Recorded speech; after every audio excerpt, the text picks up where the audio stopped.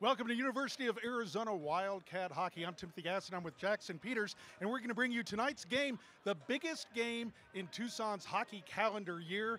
That's the University of Arizona versus Arizona State University. And as if this rivalry wasn't big enough, Jackson, there's a bit of hardware that's online here tonight if Arizona can win this game.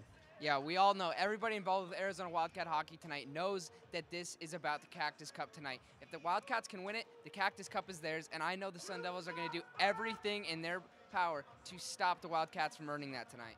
Well, you see, this is the point. Arizona State has the cup, and they're not going to just give it to the University of Arizona. This is like a Stanley Cup winning game, where winning that last game to get the championship is always the hardest. ASU was beaten by Arizona 4-1 last night in a very hotly contested game. They're not going to give an inch to this Arizona Wildcats squad. They don't want to give this trophy to Arizona. And not only do they want to give that, they don't want to give that trophy away tonight, they don't want to give up another win to the Wildcats. After suffering that loss last night, they're going to be bitter, and that's for sure. So with the cup and the loss from last night, they're going to be very excited to try and get a win here tonight. Now, we need to emphasize, if Arizona does not win this game, it's not that they've lost the cup. The cup goes to the winner of the season series of the 7 games that Arizona and Arizona State plays. Arizona has a 3-0 lead so far this season, so if they were to lose this game tonight, they would have 3 more chances to win it this season. But it's alumni night. We're going to have a jersey retirement ceremony at the end of the first period for Kelly Walker, perhaps the greatest player in Arizona hockey history.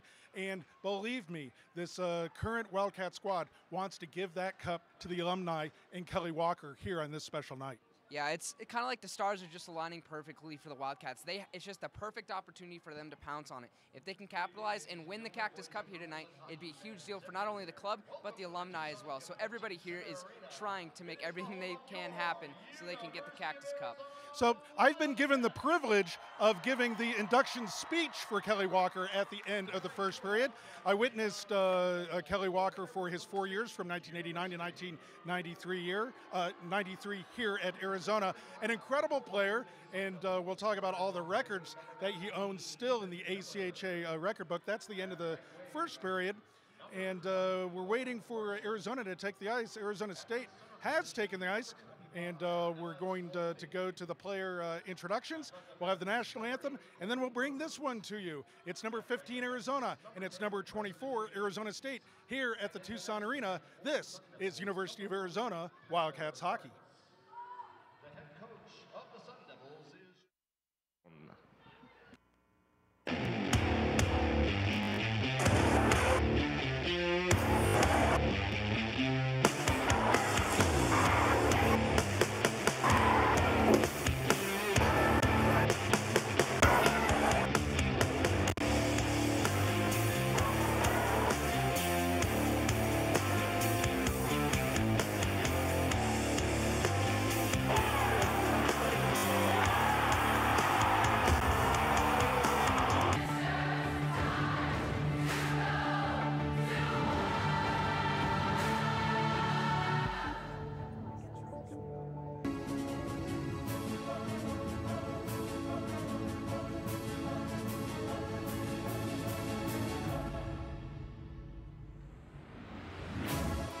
And ladies and gentlemen, here's the starting lineup for your hometown hockey team, the Arizona Wildcats. Starting at left wing, number 6, Josh Larson. At right wing, number 25, Trey Decker. At the center position for your Cats, number 19, Justin Pluma. At left defense, number 21, Orion Olson. At right defense, number 20, Manny Rowe. And in the nets tonight for your Wildcats, number 30, Anthony Churro. The head coach of your Wildcats is Chad Berman. The assistant coaches, Eddie Lavia, Shane Fossell, and John Hogan. And now, ladies and gentlemen, we ask that you please rise. Gentlemen, remove your hats and face the south goal for our national anthem, which is performed by Congresswoman Martha McSally.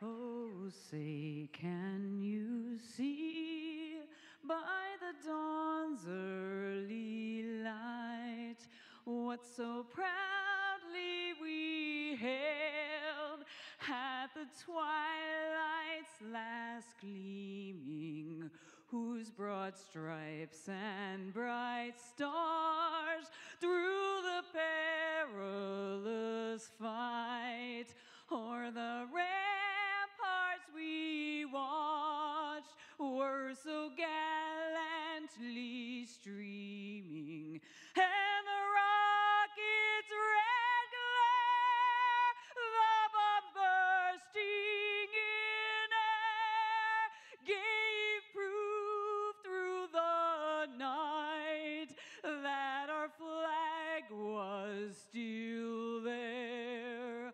Oh, say does that star-spangled banner yet wave o'er the land of the free and the home of the brave? And Ladies it's and time gentlemen, for Congressman hockey Martha McSally. with the University of Arizona and ASU. Arizona enters tonight's game at 14 wins and 6 losses. ASU at, let me check that. It's actually, with the win last night, 15 wins and 6 losses. And ASU enters the contest with 9 wins and 16 losses. Still ranked number 24 in the nation. Arizona ranked at number 15. And if Arizona's going to keep that ranking, they are supposed to beat this lower-ranked team here today, Jackson. But as we know, rankings don't matter much in rivalry games. No, Tim, we talked about it yesterday, how the computer predicts, this game should go to Arizona statistically. But in the rivalry game, I think rankings go right out the window. Those don't matter. There's so much more at stake than just the game here. Well, we're going to see a lot of passion in tonight's game. The Cactus Cup is at stake. Either ASU gets to keep it for at least one more game, or Arizona will claim it with a victory tonight. Play underway in the first period. And thankfully, we're playing 5-on-5. There were a lot of penalties in last night's game, especially at the end of the game. Things got very, very nasty, and I think Arizona has just iced the puck here. They call it off, and Arizona beats it out. Tries to get it in front to Trey Decker, but it comes up the near side boards to center ice. It got nasty at the end of the game last night, Jackson, and I got to believe, especially if this game, well, I was going to say if it stays close, whether it's close or a blowout, the passion is going to be there. The intensity is going to rise as this game goes on. You just don't want to see guys get hurt in those kinds of scrums that inevitably happen in front of the goaltender. Yeah, there's a lot of emotion in this game for both sides of this contest. And I expect a hard-hitting, physical game. But, like you said, the last thing we want is injuries. We'd like to see a clean, hard-fought game. Arizona breaks in on Tyler Martz, starting for ASU tonight. He came in relief of Jack Burkle after Jack Burkle was dismissed from the game late in last night's game. Got a game misconduct. And Martz came in and played the last few minutes of that game. We thought Burkle might get the call again here tonight. Interesting that Coach Brown has gone with Martz, and we'll see how he fares. Burkle was not spectacular in goal last night, let in 4 goals, was very frustrated and kind of lost his competitive mind there in the last couple minutes of the game, and it was a very, very dangerous situation. Jackson, you're a hockey player. Those goal sticks are big and heavy, and when you swing them like an axe at someone, you can really hurt someone. Yeah, player sticks hurt enough already. The last stick you want hitting you is the goaltender stick, and they got a lot more padding than the rest of the guys out there, and they're definitely one of the guys you want to stay away from, especially if they're getting a little hot-headed like Jack Burkle did at the end of last night's game. So we're just underway. Arizona with the puck gets it out to center ice. Not a lot of flow in this game yet. A little bit of a feeling out process. I'm sure both coaching staffs have preached some patience and to keep check of those emotions. Both teams have to stay out of the box because ASU, and there's a big hit right at the blue line, no call. As Tyler Griffith took a hit on Austin Palumbo, and Palumbo was one of those players who was very active for ASU in the box last night. As the Cats continue in, Griffith to the near side, now in the slot. Turns and just missed the net. I'm not sure if Mart saw that shot, but the shot went wide of the net. Now in the near side corner, dug up, and now down the ice. It's not going to go far enough for icing, or it is going to go far enough, and they blow the whistle. So we'll have a face-off back in the Arizona State zone. Just underway, 17:07 to go in this first period. We are scoreless between number 15, Arizona, and number 24, Arizona State. And, you know, thankfully, both teams look to be very much in control of their emotions to start this one, Jackson. Yeah, and I expect that should be the way. Both of these coaches are preaching to their teams, like you said, they have to stay in control of their emotions for as long as they can. As soon as penalties start happening, this game could really go, you know, any way. So as long as they can stay out of the box, because as soon as guys start going to the box, special teams is going to be huge for both of these teams, and it's going to play a lot of emotions for these guys. Yeah, you know, this game is like a firecracker with a very short fuse, and it can appear very normal and calm, and then one little tussle in front of the net can really cause a big eruption of this rivalry. But so far, it's been just hockey as Arizona ices the puck. So we'll come back to the right of Anthony Shuro, one of the two freshman goaltenders on this Wildcat squad. Senior Austin Wilson got the win last night and played very well. Shuro getting the start here tonight. Arizona in the enviable position of having several talented young goaltenders along with a senior. As Arizona gives up that puck at the blue line, a constant story we've talked about a lot in this season, but they are able to get to center ice. That's Griffin Dine with the puck, kind of stood up at the blue line. Not quite an interference. That used to be how you played hockey a few years ago, Jackson, where you could just stay at the blue line and just stand your man up and keep him from coming in. As the shot comes in, I'm sure he gives up a rebound, but the Cats clear it away. But now if you do that and the puck isn't nearby, that's an interference call. That was close, but no call. We continue on. The puck comes in on Shuro, and he freezes it. Good for Anthony Shuro to see the puck early in this one to get himself into the game. Goaltenders always talk about if a game is starting slowly and they don't see some rubber, they can have a hard time getting acclimated to real game speed. Yeah, especially if the Sun Devils decide to turn on the pressure. It's good for them to have, have Shuro have these, couple of these shots that come right to him that he can really track before all these spectacular plays he could have up to end up making later in the game. Trey Kearns sends the puck down the ice. Icing is waved off, and the Cats dig for it there. They come away with it briefly, but it comes out to ASU to Owen Larson. He comes down to Ethan Miller. He throws it in, but it comes right back to the ASU line. Arizona picking up the puck. That's Justin Plumeth, one of the leading scorers for Arizona. But he gave it up to an ASU player, and it comes out to center ice. That's Ethan Miller chasing it again there. So Arizona puts on a good forecheck and keeps it briefly in the ASU zone. Not a lot of flow in this game so far. You get the idea neither team wants to make a mistake like that, giving the puck up at their own blue line again, but Arizona recovers. Picks up the puck. That's Josh Larson with the puck. He had a goal last night. The first goal of the night, just 16 seconds into the game last night. Well, we didn't have a repeat of that. We're about 5 minutes exactly now into this first period, and we are still scoreless between Arizona and Arizona State. ASU comes away with the puck in their own end. That's Andrew Aziz. Tim, so far it feels like very reminiscent of last night, where this doesn't feel like a rivalry game yet.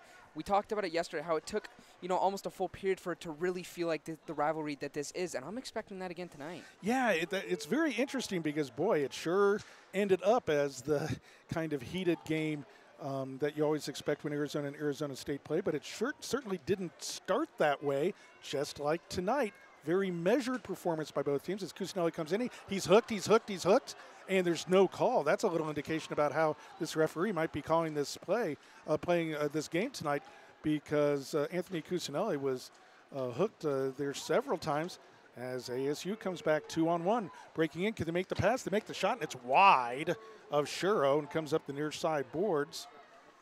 Captain of the team, Ryan Olson, searches for it there, but it comes back to Westland in the corner. Manny Rowe tries to put a hit on, and he does. And the Cats come in with the puck and chip it off the ice into center ice. That was a good clear by Arizona as they now go for a partial change and pick up the puck behind their own goaltender. 13:44 to go in the first period. Still no score in this rivalry game as we have a whistle. And the referee and linesmen are talking to Nick Zelmer over at the bench. Nothing was called. An explanation of why there was a whistle and a face-off back in the Arizona zone. Arizona wins it, sends it up the near side boards. Over the stick of Tyler Griffith.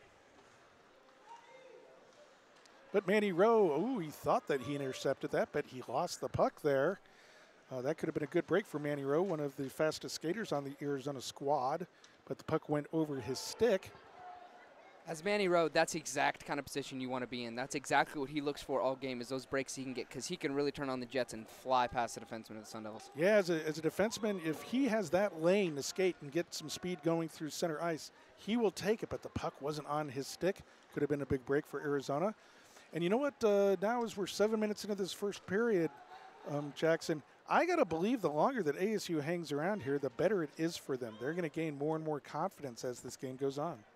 Yeah, we saw it last night. Even though the score might have said otherwise, this was a team that hung around a full 60 minutes. They were here to play, and they were here to play the entire game, and I'm expecting the same. I don't think that they're going to change their game plan very much other than to really try and put on more pressure.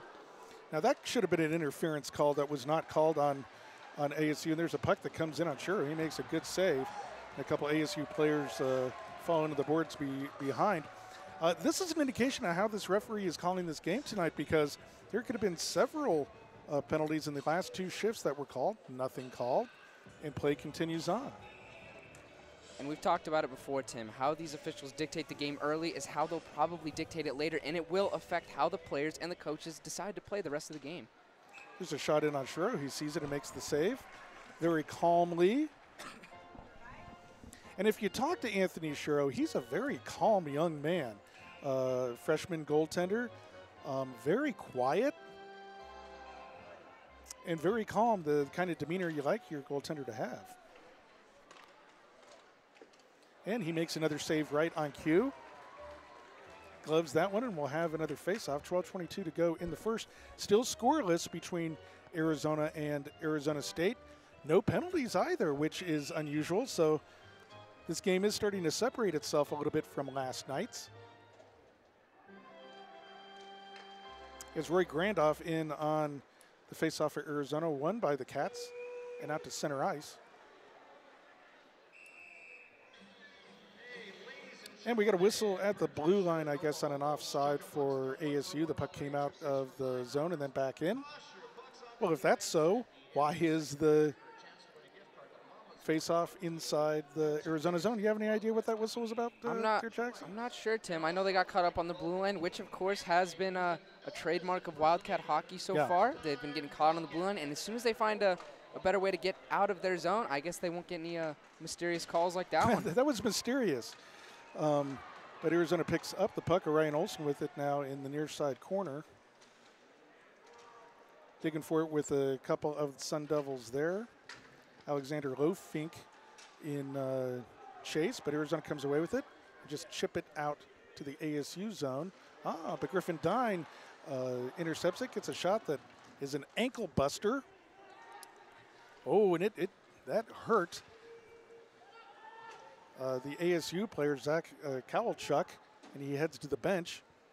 Must have taken that someplace where there isn't enough padding, or just at the right angle there. Shot didn't get through to Martz, and play continues on. Cats in that dangerous position right at their own blue line.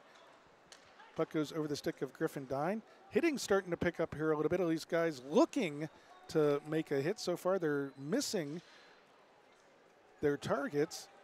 Cats running around a little bit in their own end here is Ryan Olson drops the puck around 10 feet from his own blue line. Luckily, the Cats get it out and go for a change. Not a very fluid shift for Arizona there. And you can kind of sense in this, they're not exciting this crowd. This crowd's just kind of sitting on their hands, waiting for something to happen. Yeah, you can tell as soon as the Cats do something here, this crowd is going to go ballistic, and they're waiting for that moment. And once that moment happens, the crowd's going to really energize the Wildcats, in my opinion. Yeah, and we need that if you're a Wildcat fan, for the Cats to do something to get this crowd going. So far, playing very much to a standstill with ASU. As they give up the puck on the near side dot, and the shot goes off Shiro into the near side corner. Sean Osment with the puck now in the far side corner. Dug forward there with Jager Larson from ASU.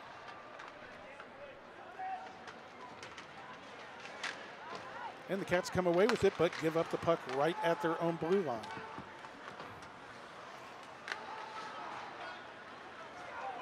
Now Josh Larson is able to get it to center ice and down near Martz, who hasn't seen any action in the last few minutes. And Coach Berman was saying that the Wildcats were chomping at the bit to come out for this one, but they don't look especially inspired so far. No, and a lot of that could be them trying to keep their emotions in check. They might be fired up on the inside, but they really don't want to take any of those, those poor penalties that'll put ASU on the man up early in this game. ASU wins the faceoff and gets the shot in on goal. Good screen there in front, but the shot goes wide. Josh Larson gets it out to center ice, and Justin Plumouth comes in over the line with it. Tries to send it in on goal, but it goes wide. Plumouth races for it there, tries to send it back down, but it's intercepted by ASU. Arizona not really in an offensive flow yet in this one. They try an aggressive forecheck here, but ASU finally breaks out over the line, has to retreat, and Arizona goes for a change. Crowd trying to get the U of A chant going, and the crowd needs to help their team here. Good sizable crowd here at the Tucson Arena, and they need to make some noise to help their Cats. 9:10 to go in the first period. Remember, Wildcat fans, at the end of the first period, I'm going to run down to the Zamboni door entrance, and we're going to have the jersey retirement ceremony for Kelly Walker, perhaps the greatest player in Arizona hockey history. I see the assembled alumni over in the corner watching this one as play comes in, and just wide off in Arizona, Trey Kern's skate. Very fortunate not to score on his own goaltender there, and Arizona just chips it. That should be an offside, but it's not called. So Arizona comes back the other way over the line. And Chris Westland just wasn't able to get anything on that shot. Almost kind of a slow motion chance there for Arizona as the puck comes into the slot, and Arizona can't locate it. They can't locate it still in the slot. Can they get it out? They can. And here's Anthony Cusinelli, leading scorer for Arizona. Taken down, and there's a goal! There's a shot and a goal. Arizona takes the lead. I think that's Ethan Staluth with the goal. And that's exactly why they teach you as kids to never stop skating towards the net. Ethan Staluth, he kept skating, even though Cusinelli lost the puck, and he was in great possession to really pick up that puck and just shoot it right into him. Yeah, and you got to give Anthony Cusinelli some credit for really moving the puck down the ice. We got the Arizona trainer coming on to see if someone took a tumble. That's Cusinelli getting help back to the bench. And there's going to be something called. This is going to be a penalty on ASU, I believe. Well, we'll have to say, no, there's an ASU player in the box.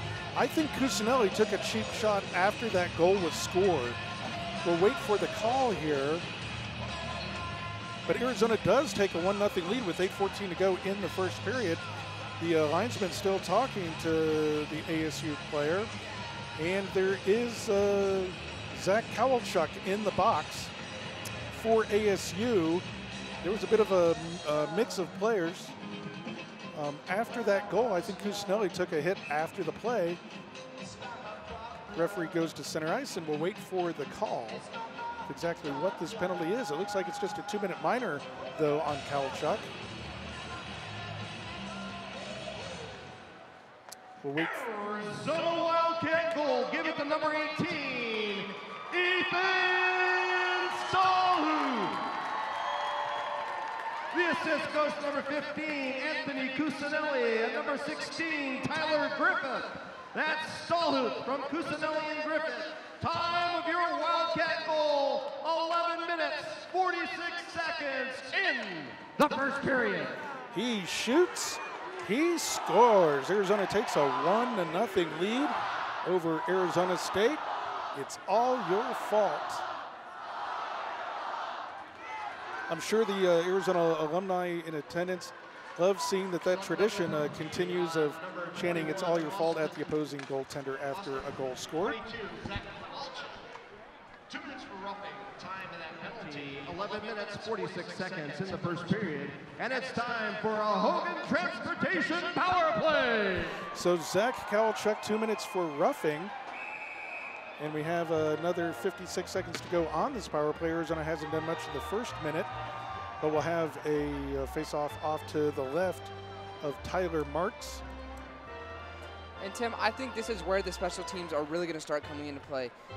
As a hockey player, I would expect this is the time of the game where penalties could start to rank up for both teams as the excitement and the emotion does start to ramp up here. So I'm expecting a lot of special team play here. Boy, there's Roy Grandoff took a little bit of a slash as he went into the circle to take that face-off.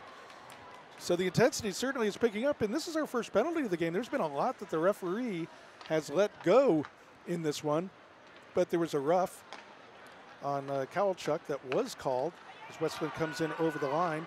A good move. Oh, but just a little offside. That's kind of like being just a little pregnant, I guess. You're either offside or you're not. And Arizona was offside. 6:52 to go in the first period at about the 3-minute mark.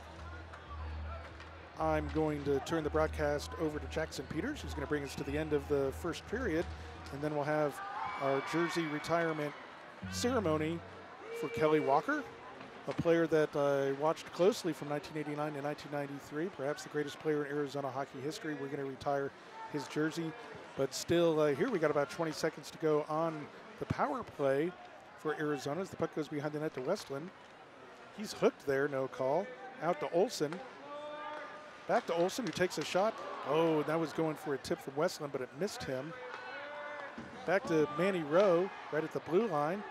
Oh, and another shot by Olsen. Good shot and a good save there by Martz, and then some extra stuff on the Arizona player by the Arizona State player. This is how that rough stuff got started last night, Jackson, when the game was out of reach for ASU. Cooler heads prevail here, thankfully. That's a really easy way to get injured when a guy has his stick up around your neck. Yeah, I expect that we'll see a lot more like that. These little scrums after the whistle. I mean, it was a characteristic of last night's game, and I don't think anything's really changed since last night. Yeah, the intensity's starting to pick up just like last night. Arizona now with the 1-0 lead.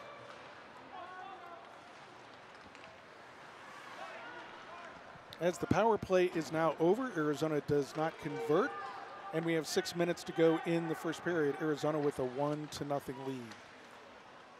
Griffin Dine with the puck at his own goal line, carries it to the blue line and chips it up, but it comes back to ASU. Can they break in 2-on-3? That's offside.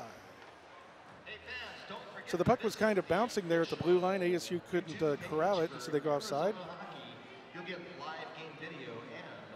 Boy, 5:45 to go in this one, and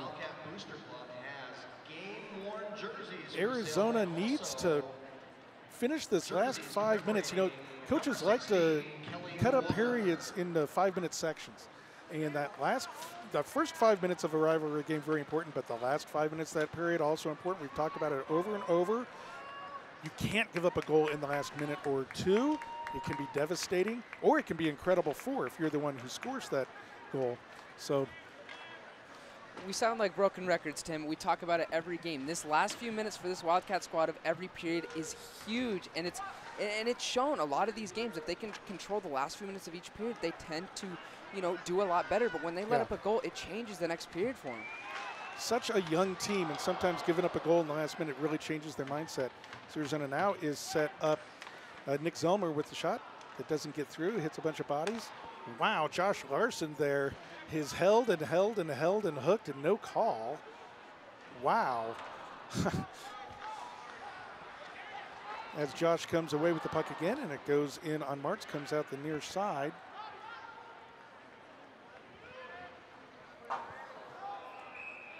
And now hits the stanchion and goes out of play, and we'll have a face-off back in the Arizona State zone. 4:37 to go in the first period. It's number 15 Arizona 1, number 24 Arizona State 0. And what's been a evenly played game, Arizona just with that one play that went in the net. Yeah, it was a nice play. It was a nice, hard-working play by Ethan Stallyouth. I mean, they teach his kids to never stop skating towards the net, and that's exactly what he did. When Cusinelli got pushed into the wall and gave up the puck, Stallyouth was right there to bury it. ASU freezes the puck, and so we'll come back into the ASU zone. You know, Arizona would like nothing better than to pop this second goal and get that seed of doubt planted in ASU's mind. They've already lost 3 games to Arizona this year.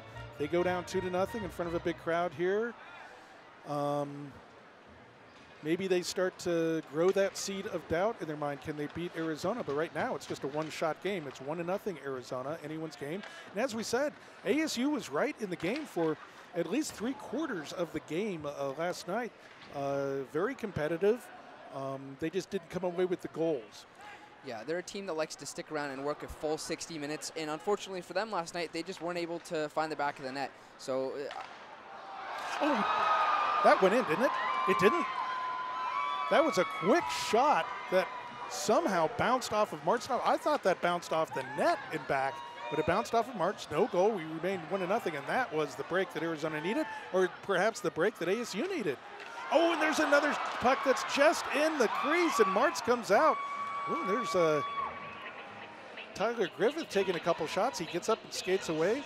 Tyler Griffith, one of the few seniors on this squad, was very smart, just got up and skated away.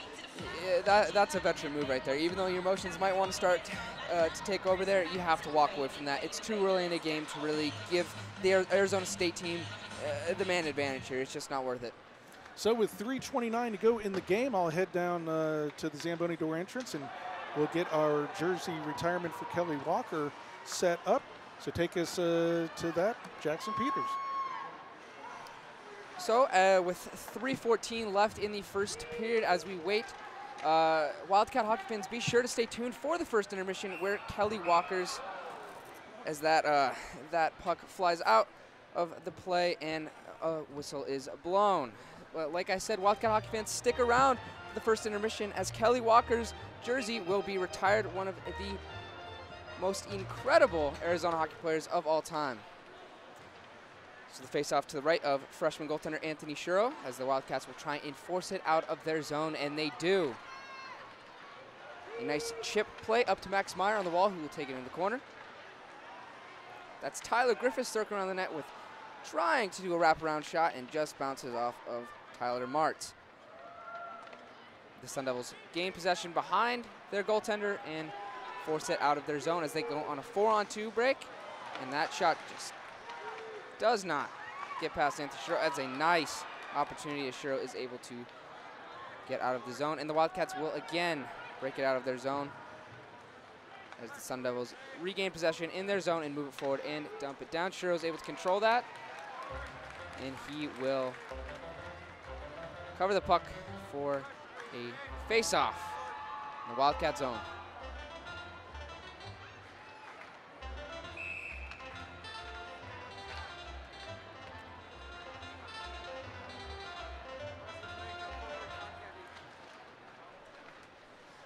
Face-off to the right is almost won by the Sun Devils, but the Wildcats are able to gain possession and get it out of their zone. And that's a Wildcat hockey goal. That's number 14, Griffin Dye. A nice second shot opportunity, gets the rebound, it's able to bury it. And we've talked about this all year long, fans. This is what the Wildcats look for in every game. The last few minutes of every period for them has been detrimental. So with this goal in the last few minutes of this game, going into the locker room, it will be a huge difference for both teams. With 2:07 remaining on the board in the first period, it is we'll wait for the call here. Arizona Wildcat goal, give it to number 14, Griffin Dine. The assist goes to number 29, Jake Dickinson, and number 17, Nick Zelmer. That's Dine from Dickinson and Zelmer. Time of your Wildcat goal, 17 minutes, 53 seconds in the first period. So that's a goal by Griffin Dine from Dickinson and Zelmer, as there's a scrum between both benches as a Arizona State Sun Devil is in the corner. It looks like he's getting up on his own will though, so that's always a good sign.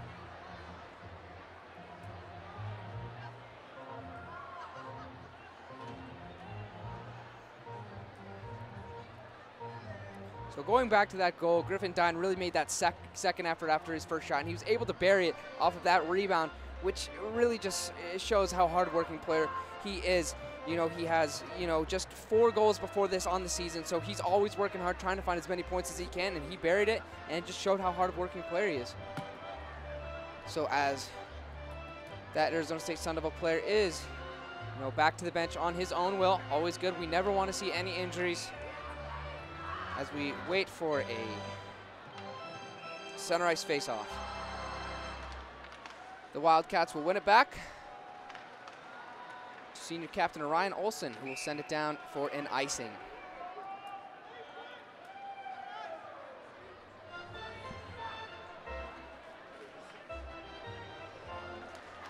So this face-off will go to the left of freshman goaltender Anthony Shuro, who's put on quite a reasonable performance so far in this game. He stopped everything he's needed to. He's been very calm, much like his demeanor. We expect this from Anthony Shuro.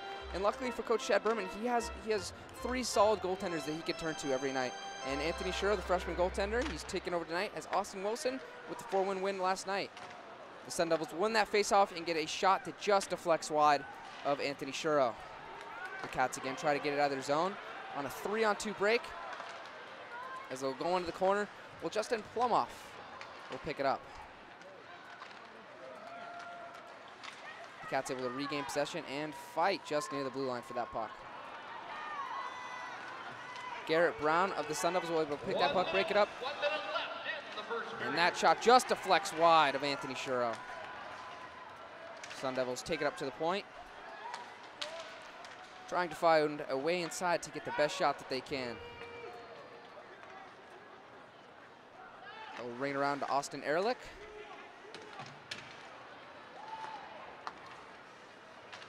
And the Sun Devils will take a shot that just tips wide of Anthony Shuro. I'm not sure that Shuro actually saw that shot, but luckily for him, it just went wide.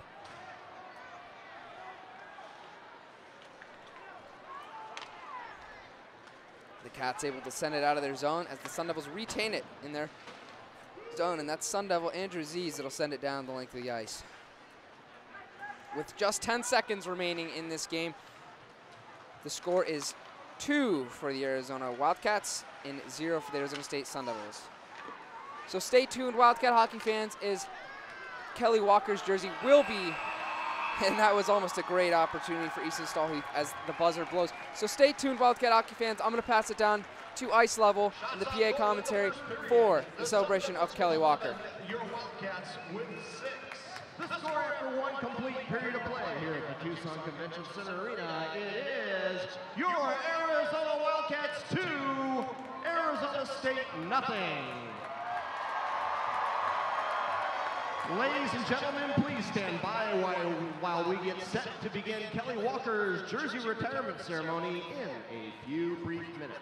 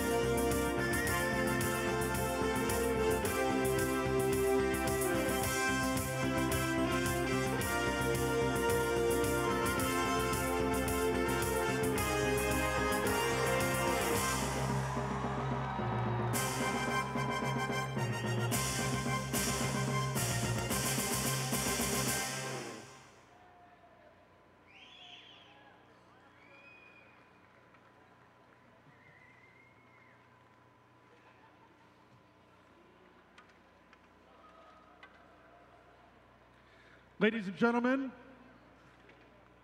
welcome to one of the most joyful moments in the 40-year history of hockey at the University of Arizona.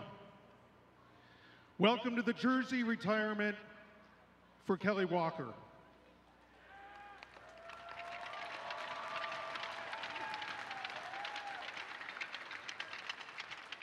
My name is Timothy Gaston. I'm the media director for Arizona Hockey, and I have had the privilege to witness many incredible hockey players in my decades following the Cats, including Kelly Walker.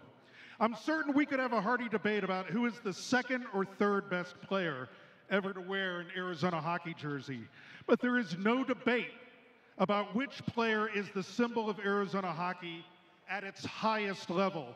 There is no doubt that number 16, Kelly Walker, is the best of the best.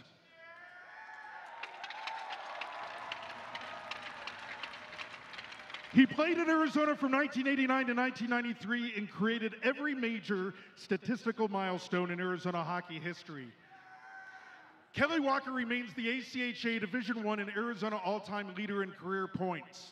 He also holds the single season record for points, an amazing 114 in only 28 games. And he remains the only Arizona player to score more than 100 points in 2 separate seasons. Kelly also holds the scoring record for most points at the ACHA National Tournament, a mark he set in 1992. Kelly Walker was a 3-time ACHA Division I first team All-American and a 3-time Arizona Most Valuable Player. Those are the numbers, but they don't even start to describe the Kelly Walker I saw as an Arizona player. Coach Berman has a saying, greatness is an everyday habit. Whenever I hear that phrase, I think about the greatness that is possible here at the University of Arizona. Every time I hear that phrase, I think of Kelly Walker. He displayed greatness on the ice and off of it at the University of Arizona. Kelly, when I think of you, I think of the love and the commitment and the greatness you achieved here, right on this ice. He will tell you he was blessed by amazing line mates because when the Top Gun line, Johnny Allen, Corey Olson, and Kelly Walker were on the ice, we knew the whistle would blow only when the puck was in the back of the net. Thousands of us were drawn to our feet in anticipation here in the TCC Arena whenever they took the ice. And boy, did they ever beat the tar out of the Arizona State University.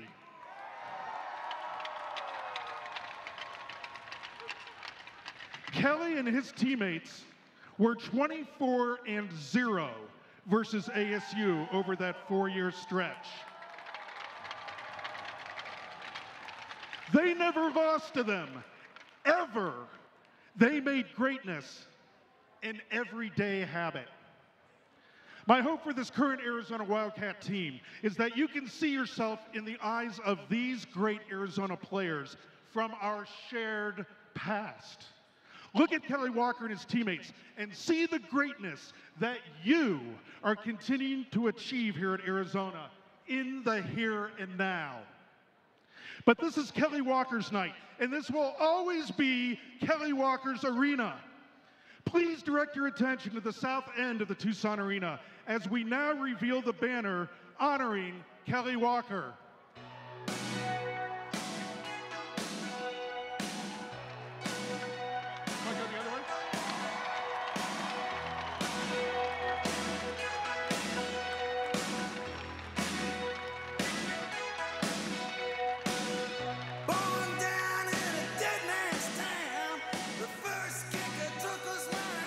Ladies and gentlemen, and all of the Wildcat Hockey Nation, please join me in honoring the greatest player in the history of University of Arizona hockey. Please welcome back to the ice of the Tucson Arena, number 16, Kelly Walker.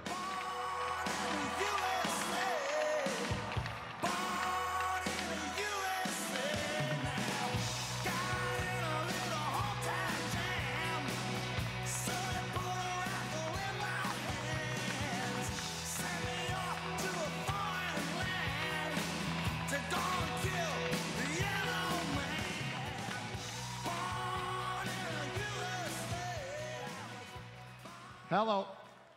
Just want to say thank you very much, first and foremost, to all the fans that come out and support these great kids. I played here a long time ago. It's kind of interesting that some people still remember Corey, Johnny, and I, and all the rest of the boys here.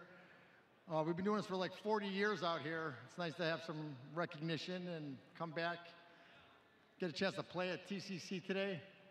I don't think that you guys understand exactly how great of an opportunity you guys have.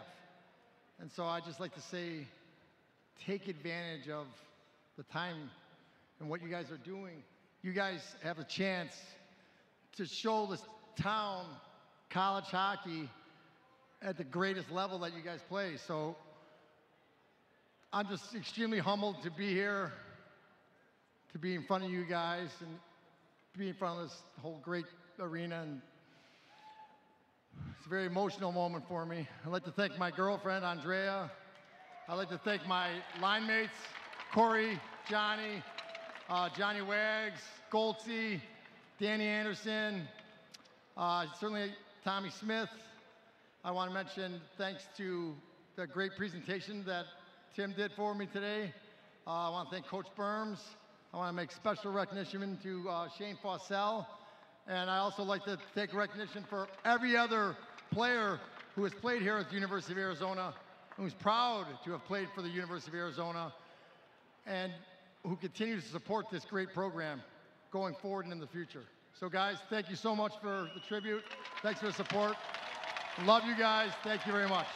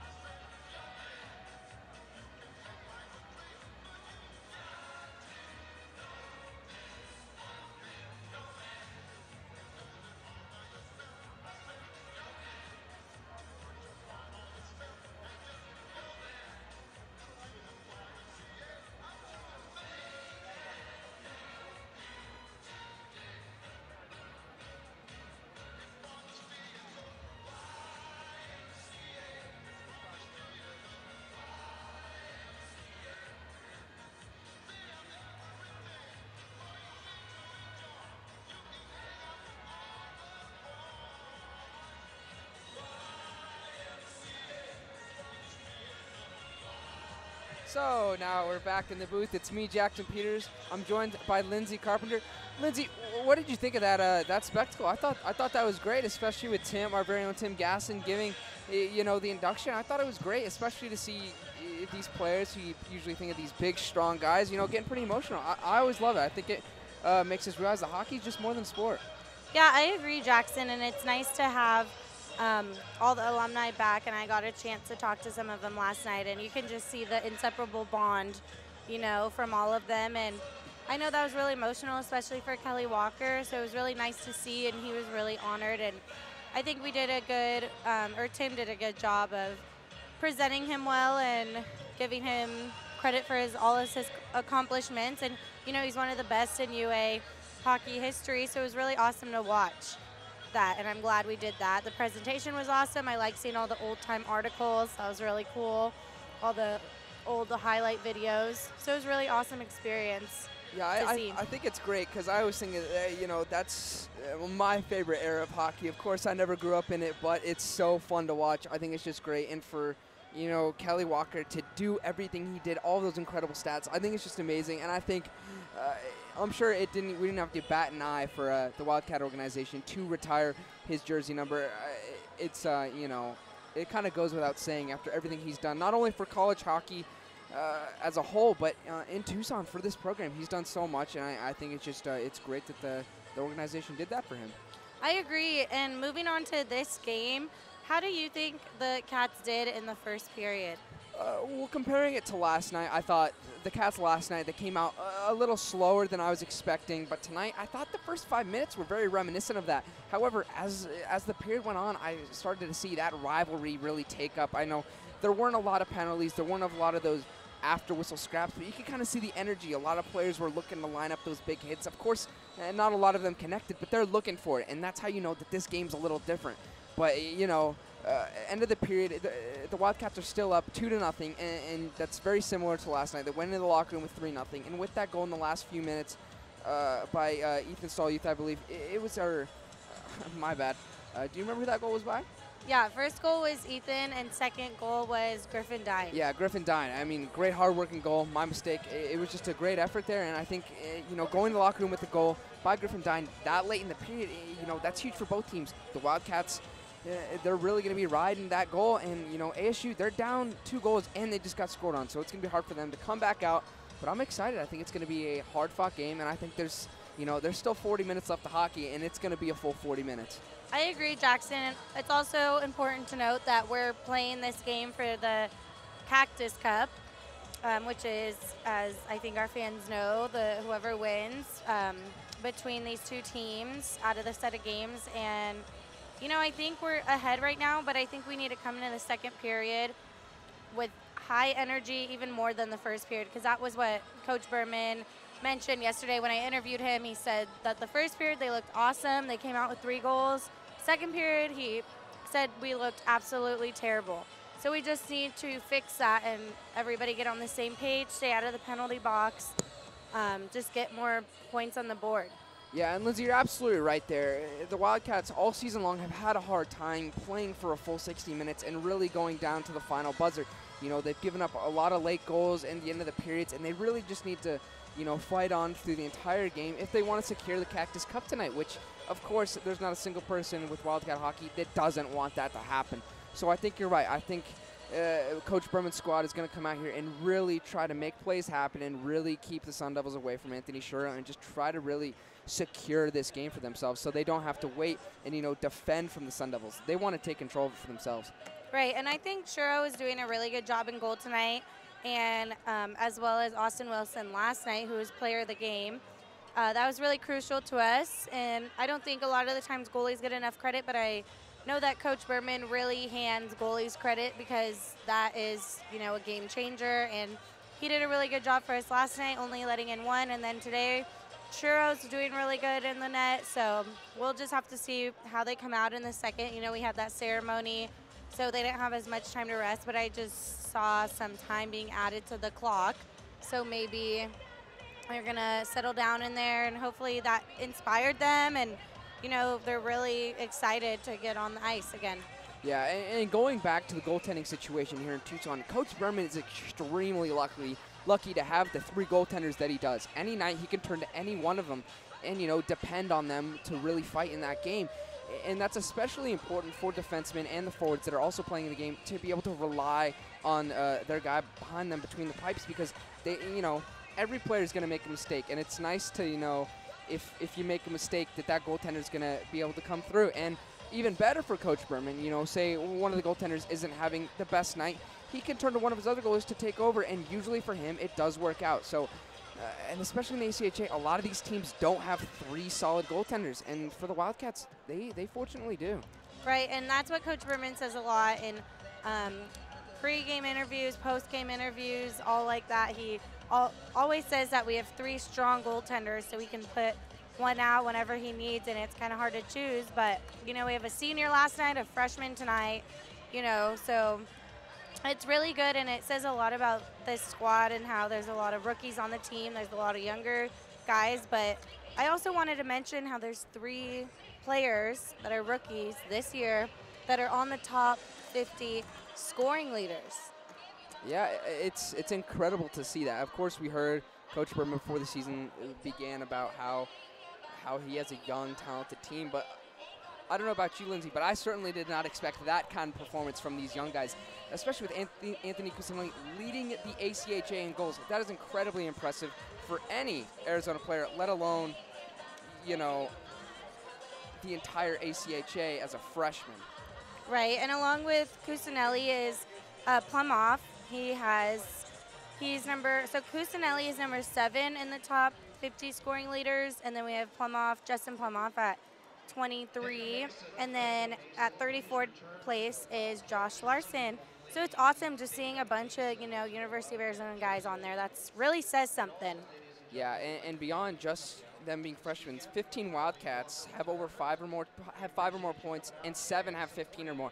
And as the season keeps going longer and longer, secondary scoring like that is huge. Like it's impossible to really go deep into a season without having secondary scoring, because, you know, we saw it last night. Cusinelli wasn't as hot as sometimes he can be, so, you know, you have to turn to other guys. So for some teams, when they have a star player like Anthony Cusinelli that they have to rely on and he can't produce in a game, it's hard for them to capitalize and win games. And luckily for the Cats, they have so many players that can really bury the puck, so it's good for them. And then I just kind of wanted to go over the WCHL standings as of 11:30, as of the other day. So in 8th, we have Arkansas. 7th, we have Colorado State. 6th, we have ASU. 5th, we have Oklahoma. 4th, we have Missouri State. 3rd, our University of Arizona Wildcats. And in 2nd, we have Central Oklahoma. And then 1st, University of Colorado. So we're 3rd. I think we've been in 2nd for a few weeks, but now we're at 3rd. I think Central Oklahoma and Colorado have been winning a lot as well to go in front of us. But we stay at 15th also in the ACHA Men's Division 1 ranking. So that's really important to know. Well, thank you, Lindsay. We're looking forward to your interviews in the second intermission, and until then, we got another period of hockey to play. All right, Jackson. See you then.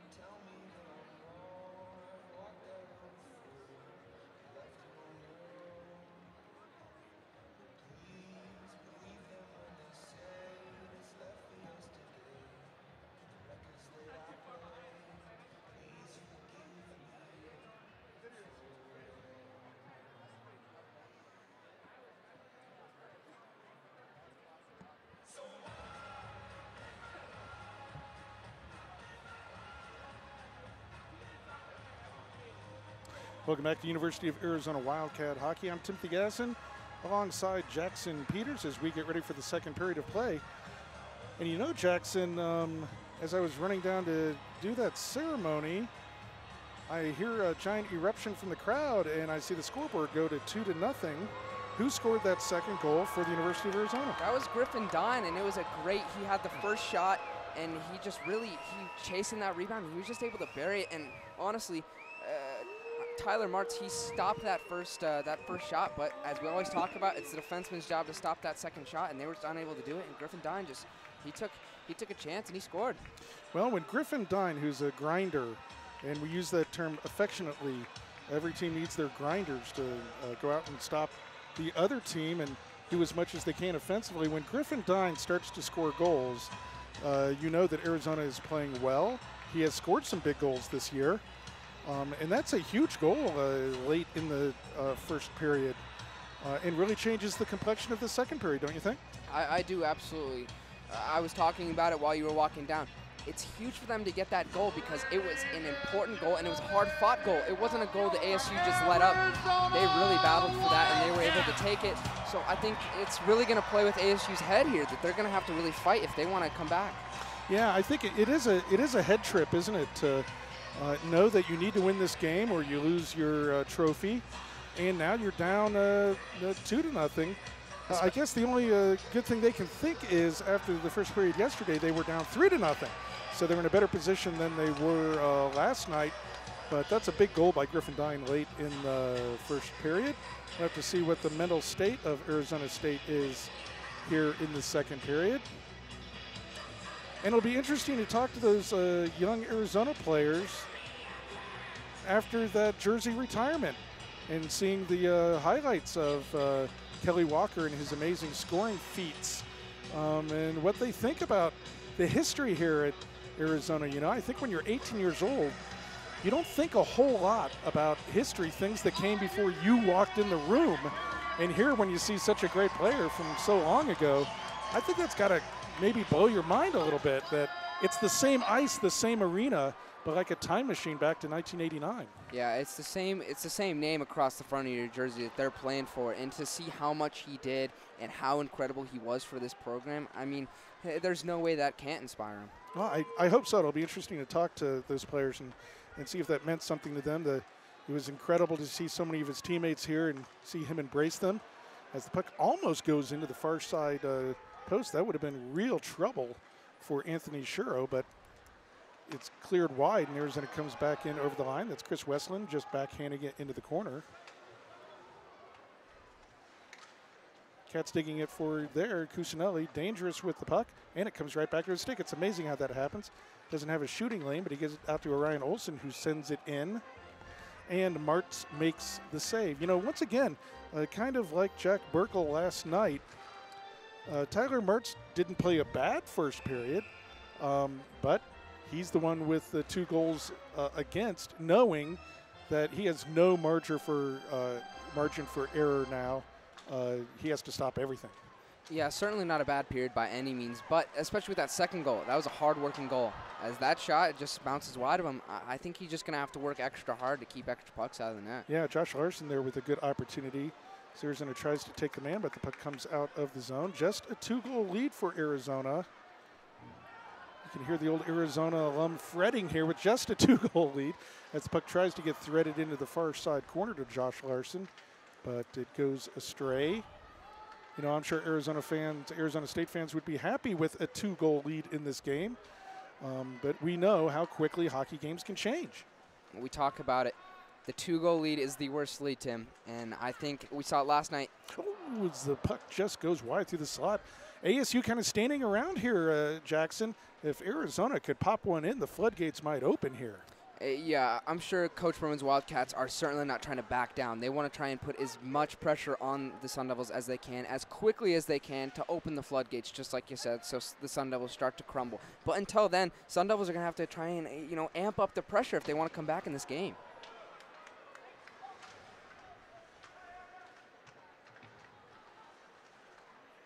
Cats pick up the puck behind the net. That's Justin Dungy with it, still in the slot. Cats able to just kind of walk around here. ASU being very passive. If Arizona could get one here, things are really going to change here, but ASU does pick up the puck, and they clear it up, but not out. It takes a weird bounce off the glass, but now it's sent down. Icing is waved off, and both teams will go for a change there as the Cats pick it up. behind their own net. Send a stretch pass down to Tyler Griffith. And there's a good shot. Oh, a shot, but a rebound given up on Ty Griffith there. The puck comes back to Griffith. It's amazing how the puck finds goal scorer sticks and how it gets back there. It's because players who score goals move their feet and get in those places where the pucks are. As ASU breaks out. It's Alec Guarnero with the puck going up the near side boards. Big hit behind the net. The puck comes up the back again, up the near side boards. And kind of similarly to the beginning of the first period, Jackson, not a lot of emotion here to start the second period. No, this doesn't feel like a rivalry game quite yet. It just feels like a hard-fought game so far. We see some players looking to make the opportunities for those big hits, and there was a few little scraps, but nothing that I usually expect from this rivalry. Puck comes in on Shuro.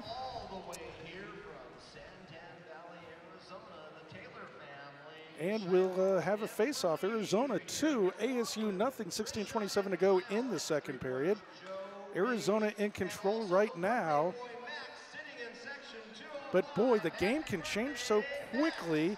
You know, this happened last night. ASU got a goal to make it 3-1, and suddenly they had energy and jump in their legs that they didn't show before. It's amazing how a goal can energize you. Arizona playing very well now. As Roy Grandoff just took out a Sun Devil as the shot comes in and Martz kicks it out. Arizona retains possession. They're really baiting ASU into the penalty here because U of A is really outworking ASU on the puck here. There's another shot and another rebound.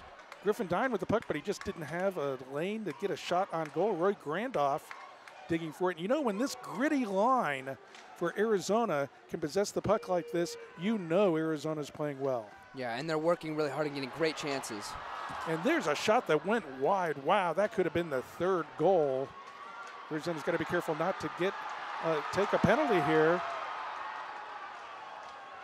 As Jake Dickinson was wrapped up with a Sun Devil player, but play continues on. Again, the puck takes a weird bounce off the boards, and Arizona comes back up. And ooh, there's another hit behind the play. Referees better have eyes in the back of their heads in this one because the hitting is starting to pick up, especially behind the play. Yeah, this is where the frustration can really start to pick up for the Sun Devils. When they're really just getting walked around by some of the Wildcats, it's going to be hard for them not to get frustrated. Yeah. Here comes Cusinelli. Bad angle shot that gets kicked into the near side corner. Cusinelli just didn't have a lot of room there, but boy, he's got a burst of speed up the wing. There's a shot to Westland, another big rebound. Boy, Martz has given up some really juicy rebounds, and there's a shot. Martz just got back to the near side post to make that save. They've got Martz like dancing like a marionette out there as they're moving the puck from side to side. Martz really having to make that extra effort to stop that shot from Ethan Stallhuth, who was wide open with a wide open net, and Martz just made that extra effort. But you're right, he's been going post to post. He's moving all over the place. And the majority of this period, this first 5 minutes, has been in the Sun Devil zone. You know, we talk about the next goal is the biggest goal, but you really get the idea here. If Arizona scores this third goal, it could be curtains for ASU. And the U of A needs to take advantage of that feeling that's going on right now on the ice. ASU breaks back up ice even as I say that. And now Arizona intercepts. Ethan Stallhuth with the puck. Sends it in and it goes wide and just tantalizingly sits in the crease. But ASU comes away with it. Now coming in 2-on-1, 2-on-2 now. They get a shot that hits the post. No goal. Poster for ASU. Big break for U of A. Wow, the puck was attempted to be thread through to Cusinelli. It didn't get through. Oh, did the Cats dodge a bullet there? That's a goalie's best friend, Tim. It hit the post. There's not much that Anthony Shuro can do there. He tried to track it, and that was a nice, well-played shot that just rang off the post. Luckily for the Cats, though, it's still 2-0. Yeah, again, you know, after being outplayed in this first 6 minutes of the second period, if ASU would have gotten a goal there, it would have really changed this game, but the puck stays out. And the Cats remain with a 2-0 lead. Puck goes wide, far side. Cats dig it out there. Cats are working harder than ASU right now, but ASU comes back 2-on-3.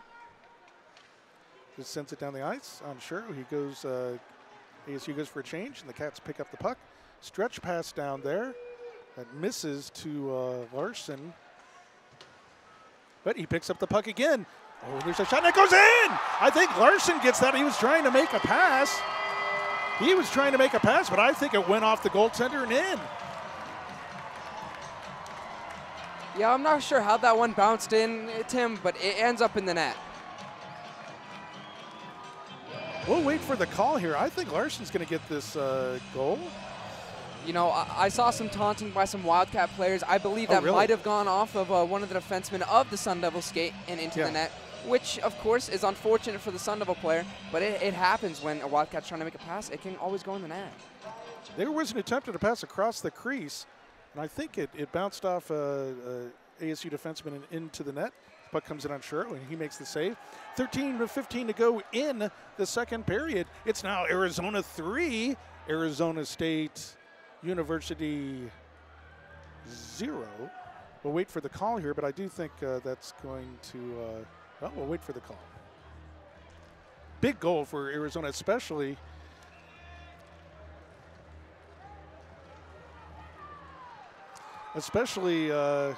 right after ASU hit the post. They could have made it 2-1. Given number 6, Josh Larson. The assist goes to number 25, Trey Decker, and number 5, Sean Osment. That's Larson from Decker and Osment. Time of your Wildcat goal, 6 minutes, 38 seconds in the second period. He shoots, he scores. It's all your fault as Arizona State comes in offside, and we have a whistle. As the Arizona fans reveling in this 3-0 lead over Arizona State. Now, you know, once again, I had a knowledgeable hockey person argue with me thinking that a 3-goal lead was worse than a 2-goal lead. And I just don't agree with that. 3 goals is great. But, you know, 2 goals is great. I think if you don't keep up your intensity, it doesn't matter what the goal lead is. You're only a few shots behind. And there's another goal! That's a beautiful tip in by Tyler Griffith. A beautiful goal by Tyler Griffith. And as I said, the floodgates are going to open now for the University of Arizona. It doesn't get any better than that, Tim. That is textbook. That is the perfect cross-ice pass that Tyler Griffith was just able to bury beautifully, and it looks like we're going to get a goaltender change here for this Arizona State Sun Devils. Oh, and our favorite goaltender, number 31, Jack Burkle, is back. Jack Burkle, who was tossed from last night's game late in the game, his emotions boiled over in the crease, and he was thrown out of the game, along with a couple Cats and a couple Sun Devils. Comes back in the game with 12:22 to go in the second period. And, you know, I got to say, I don't think you can blame Tyler Martz for the lack of intensity that Arizona State has shown in this second period. I understand you want to shake things up and put another goaltender, and I understand that's a legitimate coaching decision to make, but I don't think you can put this on the shoulders of Tyler Martz. No, especially if you look at those last 2 goals. The third goal being a deflection off of whether it's a defender or another Wildcat player, it went in. And the fourth goal being a perfect cross-ice pass. Not much Tyler Martz can do there. Watch Roy Grandoff here. Roy Grandoff is going to mix it up here. We'll give it to number 16, Tyler Griffith. The assist goes to number 26, Justin Dungy, and number 8, Cam Armstrong. That's Griffith from Dungy and Armstrong. Time of your Wildcat goal, 7 minutes, 33 seconds in the second period. He shoots, he scores. It's all your fault. Cats now lead 4-0 over ASU, and here we go. Now the nasty stuff is going to start. Jake Dickinson and Alec Guarnero. Guarnero skating away now. But this is, you know, ASU feels like they are out of this game, and that's when bad stuff can happen. Yeah. Yager Larson going to the box, and Griffin Dine for Arizona. Larson in for ASU. I'm going to guess those are going to be coincidental roughing calls, but there were several other Wildcats and Sun Devils kind of wrestling over there, and this is when it can get dicey, Jackson. When one team really, when they think they can't win the game, they get really frustrated. Yeah, and it's hard for a team. Number 7, Yager Larson, 2 minutes for interference. Wildcat penalty at number 14, Griffin Dye, 2 minutes for slashing. Time of penalties, 8 minutes, 20 seconds. In the second period. Well, I guess, you know, whether it's roughing or slashing, they're all 2 minutes, I guess, but. Yeah, exactly, Tim. They're all 2 minutes, and everybody's innocent. And we've seen it. We've seen it every game. Everyone is innocent, especially those in the box.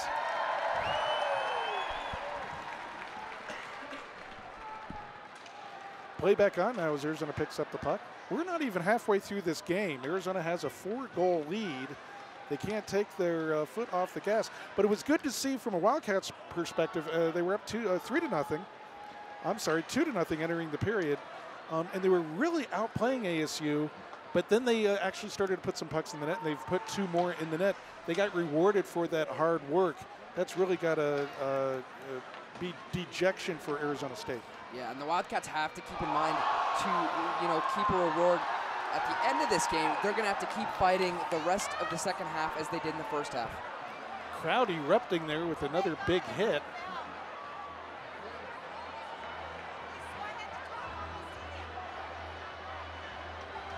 Things getting very nasty on the ice now between these two teams. Referee is, I'm not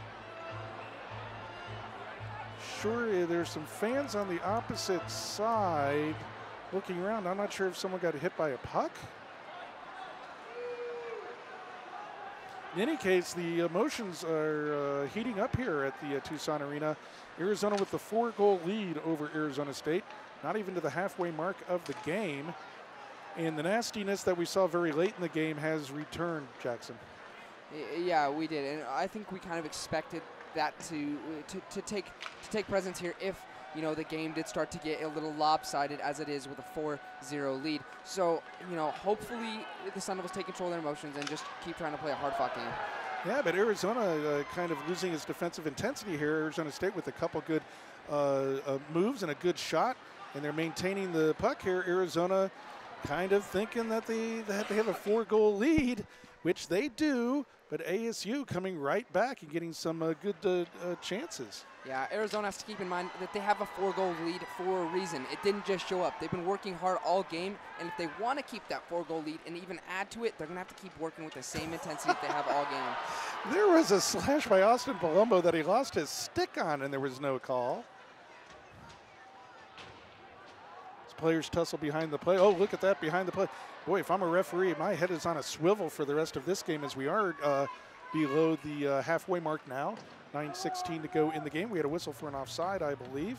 9:16 to go in the second period.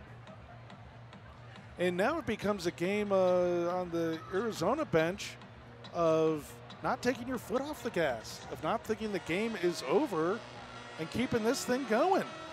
Yeah, from my perspective, if Arizona can score 4 goals in half a game, so can Arizona State. And I think that's what Arizona needs to keep in mind, that this game is not over. There's a lot of hockey left, and they have to keep their foot on the gas if they really want to keep piling on the goals and win this game. There's a bad penalty that Arizona just took, just as we were talking about keeping your head in the offensive zone. Nick Zellmer, I believe, check that. Jake Dickinson going to the box, I believe, for a trip. That penalty had to be called. It's a good call, and exactly what Arizona doesn't want to do with the 4-goal lead.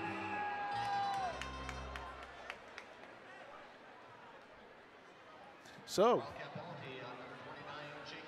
2 minutes for hooking. Time of that penalty, 10 minutes, 54 seconds in the second period. And don't forget right now the Wildcat Booster Club. So they call it a hooking penalty, and ASU goes on the power play as Griffin Dine pays the price for deflecting that puck.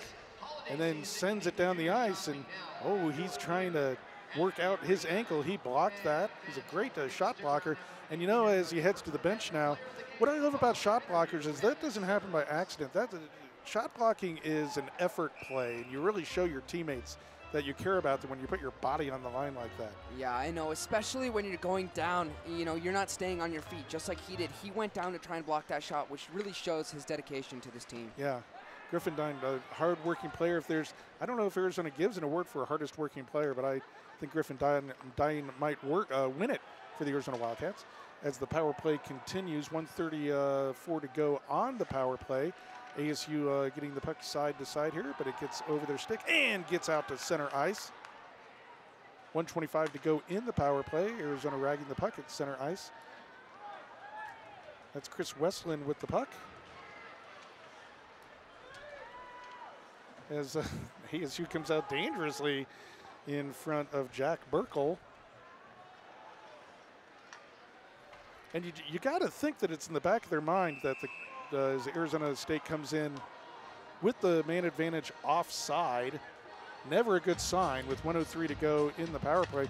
You got to believe it's in the back of the Wildcats' mind that they want to get some traffic in and bug Jack Burkle, who's come in for Tyler Martz in goal. Burkle was very upset with the Cats in the crease last night with him. And you get the idea. I'm going to bet that they're going to want to press that button again. Yeah, Burkle hasn't seen a lot of rubber yet here tonight since he's been put in. And I expect that once the Wildcats can start to put more shots on him, he's going to get a little agitated like he did last night if the Cats decide to play just like how they did last night and get under his skin.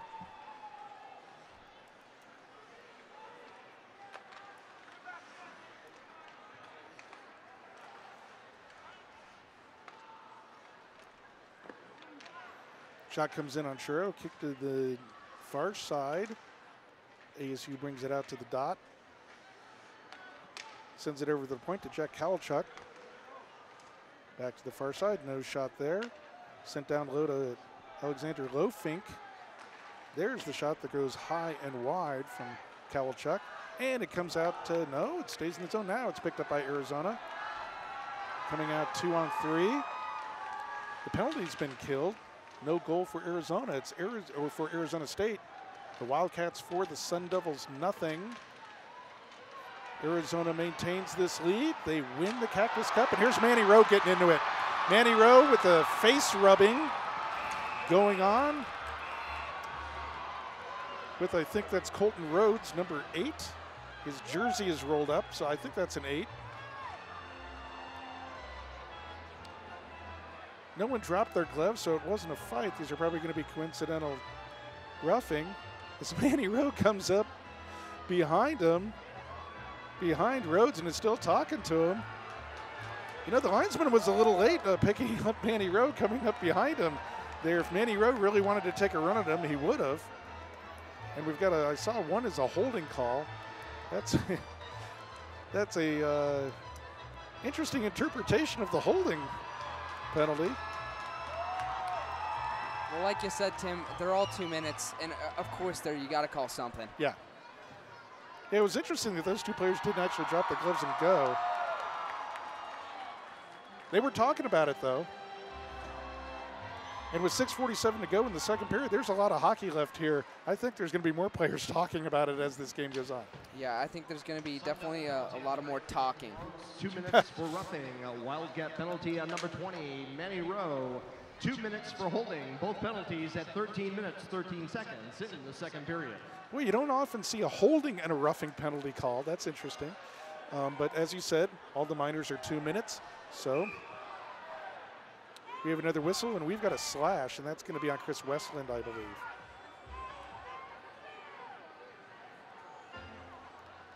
So Chris Westland goes to the box with a slashing call. And now ASU will have power play. Slashing, time of that penalty, 13 minutes, 39 seconds in the second period. And fans, don't forget to visit the official Arizona Hockey Facebook page for live video before, during, and after tonight's game. So, as the PA announcer suggests, Joe Pirates, head on over to our University of Arizona Wildcat Facebook page at the end of the second period. I'm going to run down to the ice and talk to Coach Berman and see what he thinks about the second period of play. If it continues like this, I'm going to think he's going to be happy, but Arizona State has a power play and a man advantage here. Not quite sure what to do with it. The puck's going side to side. Now back right at the top of the slot. I would have taken that shot, but instead it comes in, and a good save by Shuro there off the stick of Owen Larson. A good save, but ASU keeps it in the zone. Power play still on for ASU as the shot comes in just wide. That would have been in the net if it had been on net, but it was wide. ASU working a good power play here. As the Cats try to, Sean Osmed trying to knock his player off the puck. Puck going side by side. Good looking power play here for ASU. As they maintain possession. Cruise around looking for the shot that they want. There's a player, and there's a shot that goes right through the crease, or the top of the crease. ASU maintains possession. It's Austin Ehrlich with the puck. Here's an Arizona player, the Arizona State player goes down, but no call. Or was there? Yes, absolutely. There's going to be another cross-check. Another penalty against Arizona. That's a cross-check, and I think a good call, too. Yeah, I think, whether that's a cross-check or an interference, that player did not have the puck, and I think it's a good call there. So Nick Zellmer goes to the box. Just as I said that Coach Berman would be happy with the second period, a parade to the box by the Arizona Wildcats starts, and now giving Arizona State a great opportunity to climb back into this game with a two-man advantage. Yeah, and you got to think, this is not the kind of opportunity that a lot of, teams practice. Right now it's the 4-on-3. That's not when you set up a lot. So for either team, whether you're defending or you're on the power play, it's not when you practice a lot. So it gives, Arizona State a time to be creative right now until it's a 5-on-3 power play, or a 5-on-4, my mistake. So, well, ASU already looked very good on the power play. They could have scored a goal already on this power play, and they're going to get a great opportunity, of course, with the two-man advantage. If they score one goal, only one of those penalties comes off the board. They could get right back into this game if they pot a couple quick goals. 17, Nick Zellmer, 2 minutes for cross-checking. Time of that penalty, 15 minutes, 2 seconds in the second period.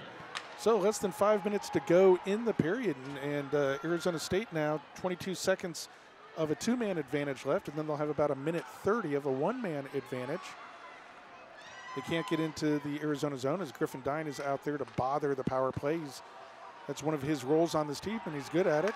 As ASU dances with each other and the puck and the two-man advantage. That didn't look good, but they come in over the line and get a good shot in on Shuro. Now it's a one-man advantage as Manny Rowe comes back on the ice. Still the power play for another minute and 25 by Arizona State. They've looked good on this power play. Very long power play, or 2 or 3 together. That puck didn't get through. There's a puck that goes wide up the near side boards. But so far they haven't scored a goal. They squandered their two-man opportunity, which wasn't very long actually, but the puck comes down to Manny Rowe, and he moves up ice with it. Oh, and he lost it at his own blue line.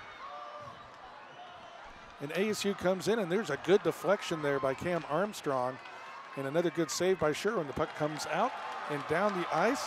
A little bit of luck there for Arizona, but also some good defensive play. Manny Rowe thought he was steaming up ice with a clear lane there. An ASU player, Owen Larson, trips himself.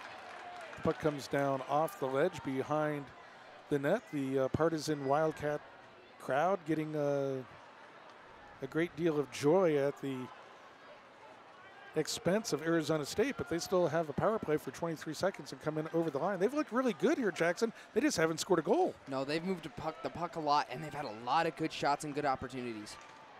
There's another jam attempt, and the Cats aren't able to get it out of the zone, though. ASU's done everything but score in this as the puck pinballs around in the crease, and there's a goal.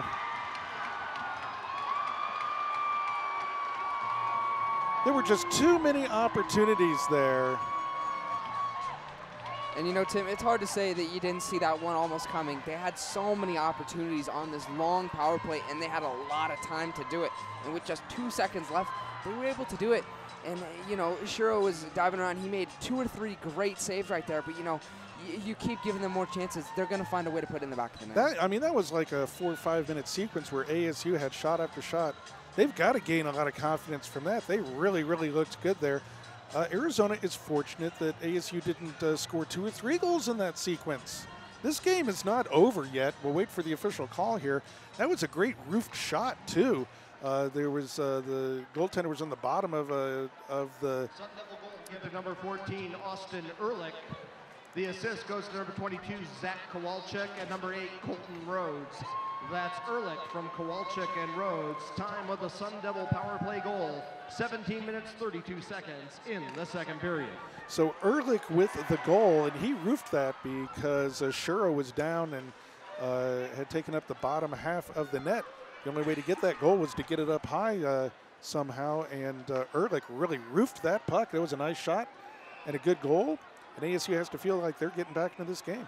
Yeah, and unfortunately for Shuro there, he really did not have much chance to get up and stop that puck. He was diving, trying to grab that puck, and he couldn't get back up fast enough to stop it. And, you know, Austin Ehrlich, he had the perfect, that's every goal scorer's dream, is just have that wide open net, the goalie's not there, and he buried it. So it's Arizona 4, Arizona State 1 with 2:12 to go in the second period. We're back on 5-on-5. Thankfully, Arizona taking about 4 penalties in a row there as they get a shot in and wide of Burkle. He hasn't seen a lot of shots. And you got to think that after last night, Arizona wants to get some shots in on Jack Burkle and test him. There's a shot that goes high and wide. ASU feeling more competitive suddenly in this game as the puck comes down, and they should wave off icing here. Nope, it's going to be an ice. It doesn't quite, you can't call that an icing, and they wave it off finally. That one just kind of limped to the goal line there. Play continues on, though, Justin Plumeth. So take us to the end of the period there, Jackson, and head over to our Facebook page where I'll talk to head coach Chad Berman. So with just a minute 15 left in the second period, the Wildcats do lead the Sun Devils with a score of 4-1 as they will break it out of their zone and send it all the way down for what looks like it will be an icing, and it will be, as this faceoff will come back into the Wildcat zone. So Wildcat hockey fans, just as Tim Gasson said, do check out our Facebook page for a live interview with Tim and Coach Chad Berman to get his thoughts on the first 2 period of this game tonight here at Tucson Arena. The Cats will win that and toss it around back to Trey Decker, who will send it up. And they are just unable as they turn over the puck to the red line, and the Sun Devils will send it back deep. And that is a good Sun Devils chance by number 14, Austin Ehrlich, who did just score the first goal for the Arizona State Sun Devils. So luckily for Shuro, he was able to stop that puck and track it in nicely. We'll have another face-off to the right of Anthony Shuro, who's had a tremendous night so far, letting in only 1 goal that he really did not have any chance to save.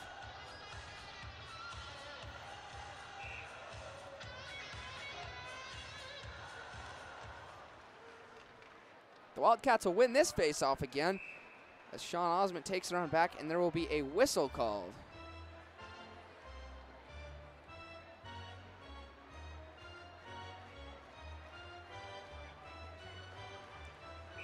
Looks like there's no call. It's another face-off to the right of Anthony Shuro. The Cats will win this one again and send it all the way around. As Jake Dixon fights for it on the wall and is hit down to the ice by a Sun Devil. The Cats able to send it deep into the Sun Devil zone with 30 seconds remaining on the clock. Griffin dying there with a shot that just goes a bit outside of Jack Burkle as there's a huge hit on the wall. And it looks like there will be a penalty called.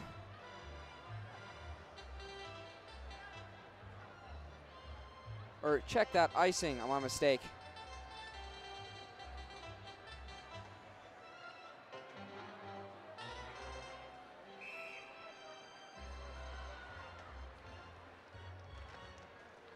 Face-off to the left of Jack Burke will be won by the Sun Devils as they send it all the way down and come down on a 2-on-2 into the Wildcat zone. And a tremendous tic-tac-toe pass that the Sun Devils are not able to score on.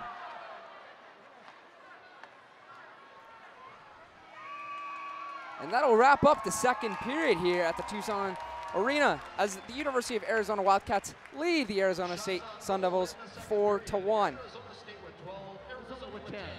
The score after 2 complete periods of play here at the Tucson Convention Center Arena, it is your Arizona Wildcats 4, the Sun Devils 1.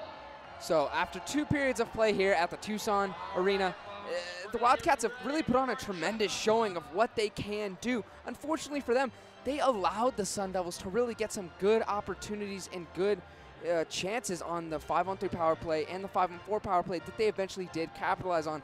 As I always say, is if you give a team enough time on the power play, if they haven't been scoring, they're going to find a way to score, no matter how hot your goaltender is. And Anthony Sherrill, he got caught on the ground and just wasn't able to get up on time.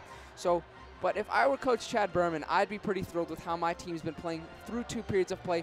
But you have to think, there's no reason to let go on the gas. Win the 3rd period, you win this game, you win the Cactus Cup. That's what this weekend against ASU is all about for Wildcat hockey. With the alumni here and everything, it's going to be huge if the Wildcat squad here tonight can capitalize on this ASU team and win the Cactus Cup in front of the alumni, in front of the huge crowd here tonight. It'd be huge. So as we wait, I will be signing off for a moment as we will wait and join Lindsay Carpenter for her second intermission interview.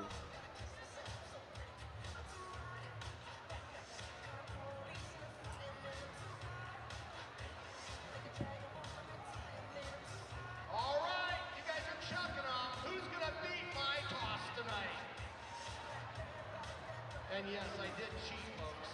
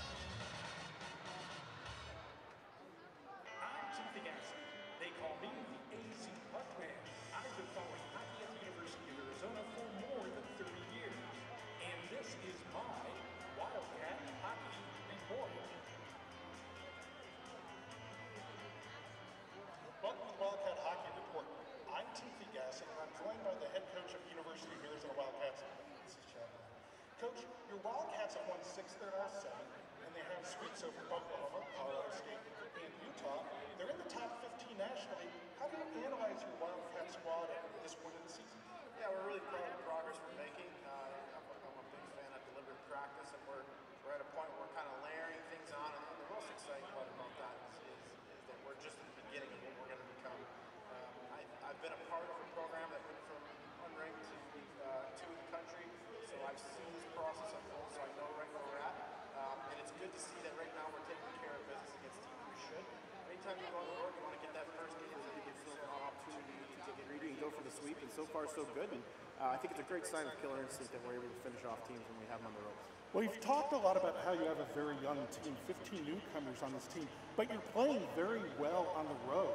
Can you talk about how difficult it is for a college hockey team, especially a young college hockey team, to go on the road and play as well as your Wildcats are? Yeah, anytime you go to a visiting building, everybody's a little better at home. It seems like they've got their home accommodations, their comfort zone, their routine. And, you know, we're coming in off of a flight and doing things different. I certainly like being able to control their meals and what time we eat and that kind of stuff. And we can do more film on the road, and that's all good. But it's important for a young team to learn how to win on the road. You have to be successful on the road if you want to climb into that top 10 picture. And so far we've had quite a bit of success, and there's some learning curve along the way. But I think it's a testament to the build and character, particularly the younger classmen. You know, we've got a lot of kids who've got great junior A experience, and so they're not coming in without experiencing that themselves at the junior level.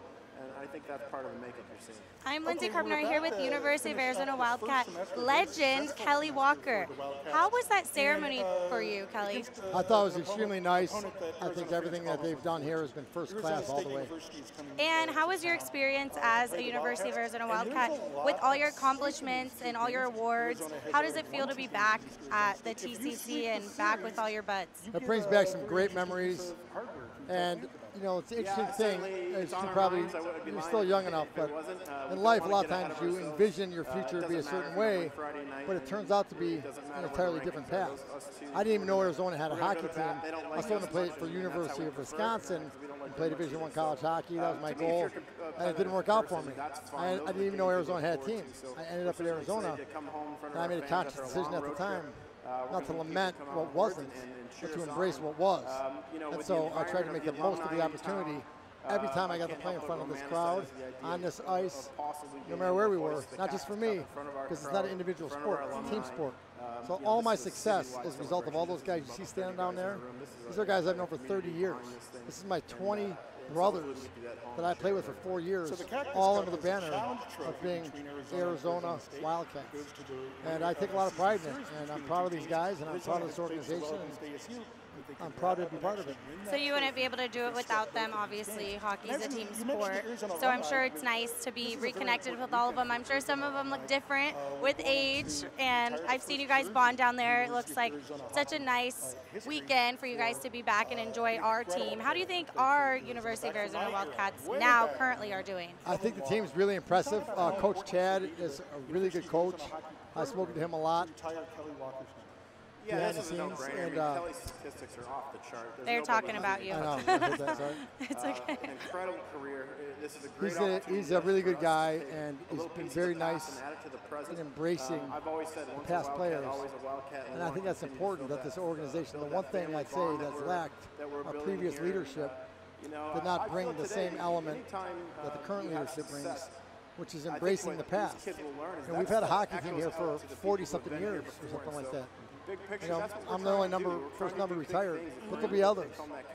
And it's not, maybe some of these guys that are out here right now, maybe they'll be the next guy to have their number out there. But as far as the current team, I was very impressed by the play that I've watched both last night and tonight. I saw number 15 score a really big goal last night. And then today, number 16, which happens to be my exact number. A senior on this Wildcat. Tyler Griffith right there, and he scored a really nice goal. So yeah. It's kind of nice to see number 16 putting up some more points. And in your opinion, what is the key to being a successful hockey player or a good hockey player? Well, I think being a good teammate is by far the most important thing. And as teams evolve, you evolve into your role on a given team. And so whatever that role is, you have to embrace it. and you're a band of brothers, and you're only strong as your weakest link. So everybody has to pull the rope together in order for a team to be successful. And I think that's the whole key. And ending the interview, what was your most memorable moment as a Ice Cat, as a player here? Well, I'd say there were plenty of them, but in the era that I played in, I was fortunate enough that the crowd support here at the TCC, it's called the Madhouse on Main Street in the early 90s when I played here. I think our 18-game home season, we had over 100,000 fans. I think we probably played in front of our ASU weekend series. We had like 14,000 fans in 2 games. And I'd say obviously the career highlight for me is we hosted the national tournament my second year here, and we had a sold-out game in the national championship, which ultimately we lost. But we played hard, and I'm proud of my teammates for what we accomplished and what we achieved. But it was an amazing place to play, and it's serving back great memories being here again. Well, that's great, and thank you for talking with us, and congratulations. Appreciate it so much. And that was Kelly Walker, and we'll be back with Toppy Hogan and Patrick Garrett. Thank you. Thank you. Growing up playing with friends, like Dylan Simpson, his dad Craig Simpson, really close to their family, the Lowe's, McTavish, and all them, and it's kind of cool. He's always, the last player to ever wear a helmet, so we always like to give him, a little bit of a tough time about that. And it was, a lot of great relationships back in Edmonton that I cherish, and it's nice to go back and see them every now and then. So Craig McTavish, the last major league player not to wear a helmet, is what you're talking about, which is amazing when you think about how long this game has been going. Talk a little bit about to Arizona fans what it's like to live in Edmonton, Alberta. I don't think Arizona fans can even fathom the kind of cold that Edmonton, Alberta has in the winter. Can you kind of compare and contrast Tucson to Edmonton? Yeah, it's night and day. Edmonton is get -40 with wind chill, and that's Celsius. So I mean, it gets very, very cold. It's a lot warmer and a lot nicer to be daily life here. But the thing that Edmonton always had is, when you were growing up, you had your outdoor rinks. So if you were, getting a little bit tired of the cold, just go out there, play, come in, have a little bit of a fire and hot chocolate, and you're good to go. So. Okay, let's finish up with a little bit of hockey. We're almost done with the first semester of play here. Arizona's playing very well, and for Arizona fans, it's going to be their favorite weekend coming up. Arizona State comes to town. How do you want to end this semester against Arizona State? Yeah, it's a big semester. Everyone on the team knows it's coming. We have to take care of obviously this weekend first and set ourselves in a good spot to have ASU here 2 games. It's alumni weekend. It should be buzzing here in the arena, and we have an opportunity to win the Cactus Cup against our arch rivals, the Devils. So it's a big weekend. We're all prepared. We're all looking forward to it. Well, we're looking forward to seeing the rest of the senior season for number 16, Tyler Griffith. Thanks for joining us here on the Wildcat Hockey Report, and we hope to see you here at the Tucson Convention Center as your Cats take on the Sun Devils December 1st and 2nd.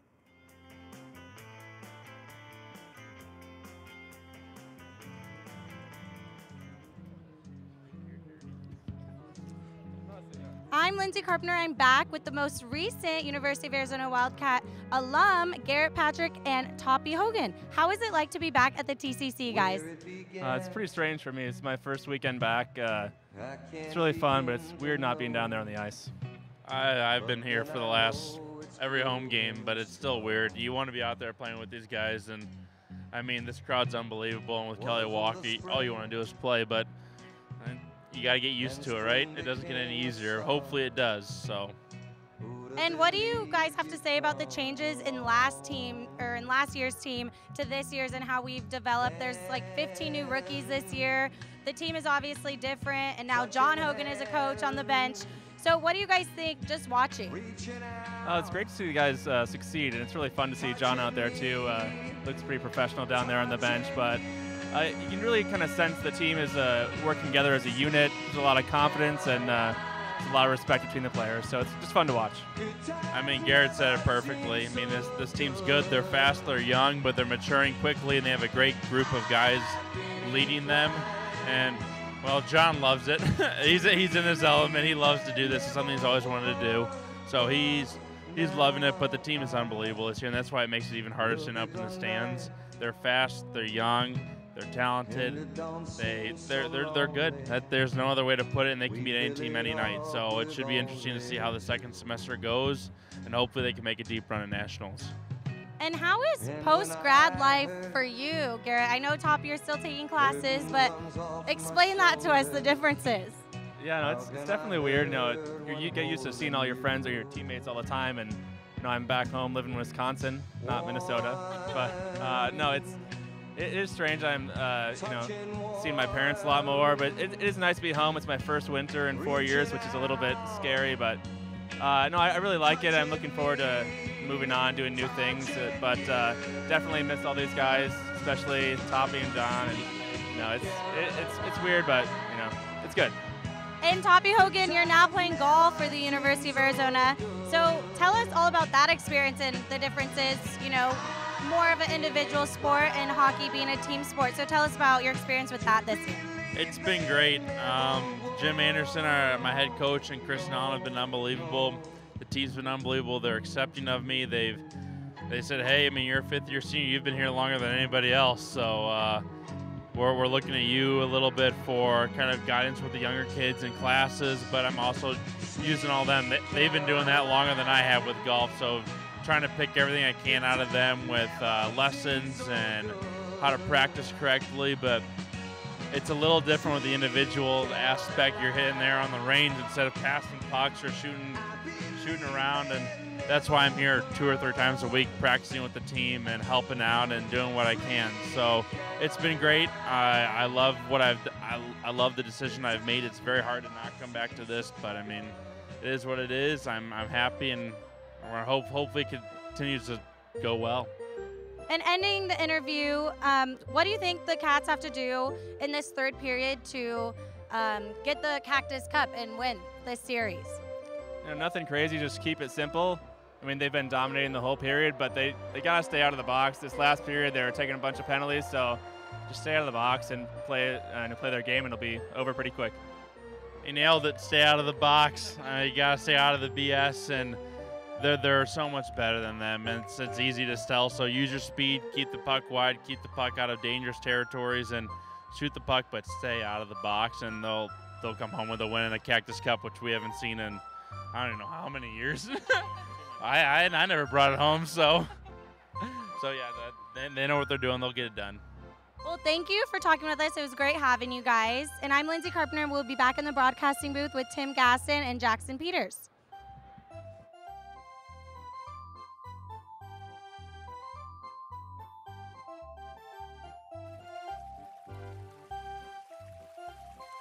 You're now rocking with the best. Ladies and gentlemen, here come your Wildcats.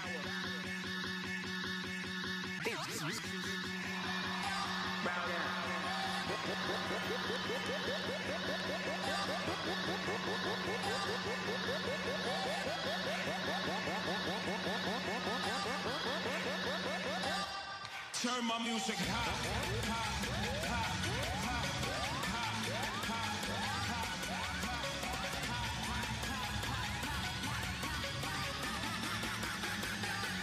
Turn my music.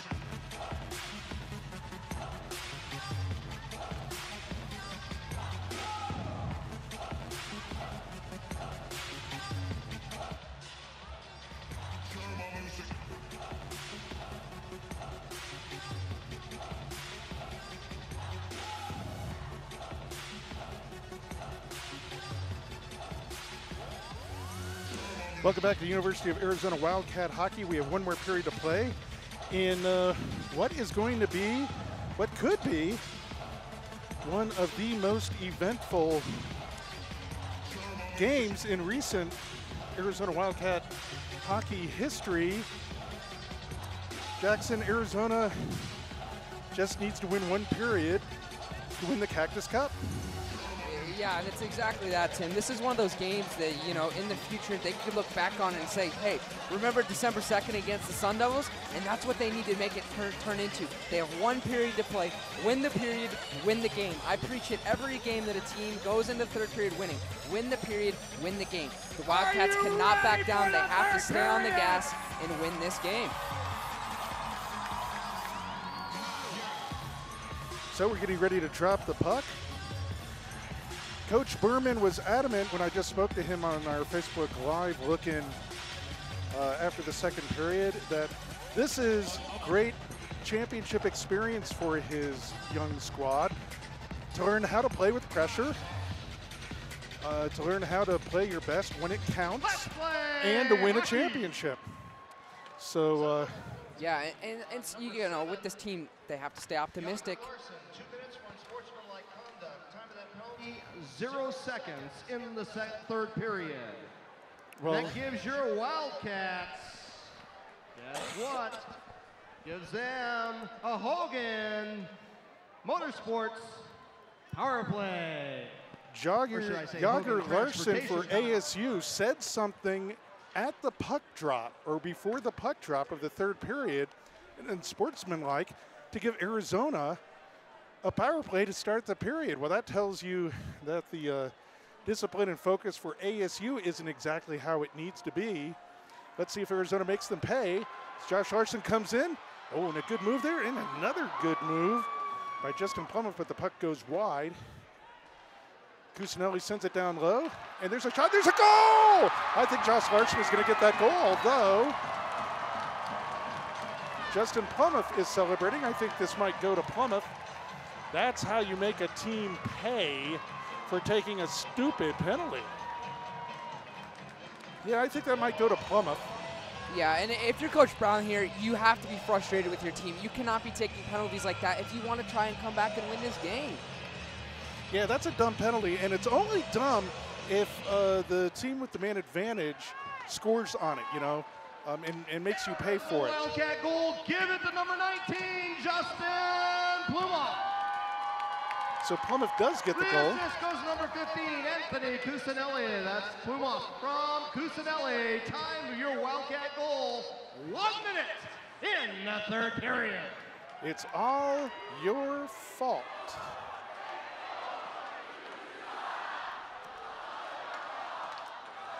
As Cusinelli comes in with Westland over the line, 2-on-1, and there's a shot and a big rebound given up by Burkle, but the shot goes wide. So a power play goal for the Cats to make it 5-1 early in this third period. Now we got to hope that both teams keep their heads here and the silly stuff doesn't start to percolate.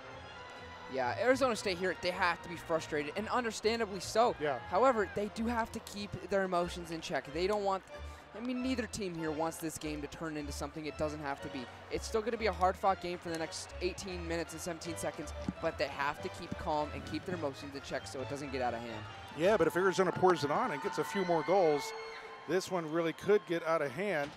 And Coach Berman made it clear that that was his message to the Wildcat squad, that he wanted them to turn it on. So there's a high shot that goes wide over Burkle. The book on Burkle is to shoot high a glove side.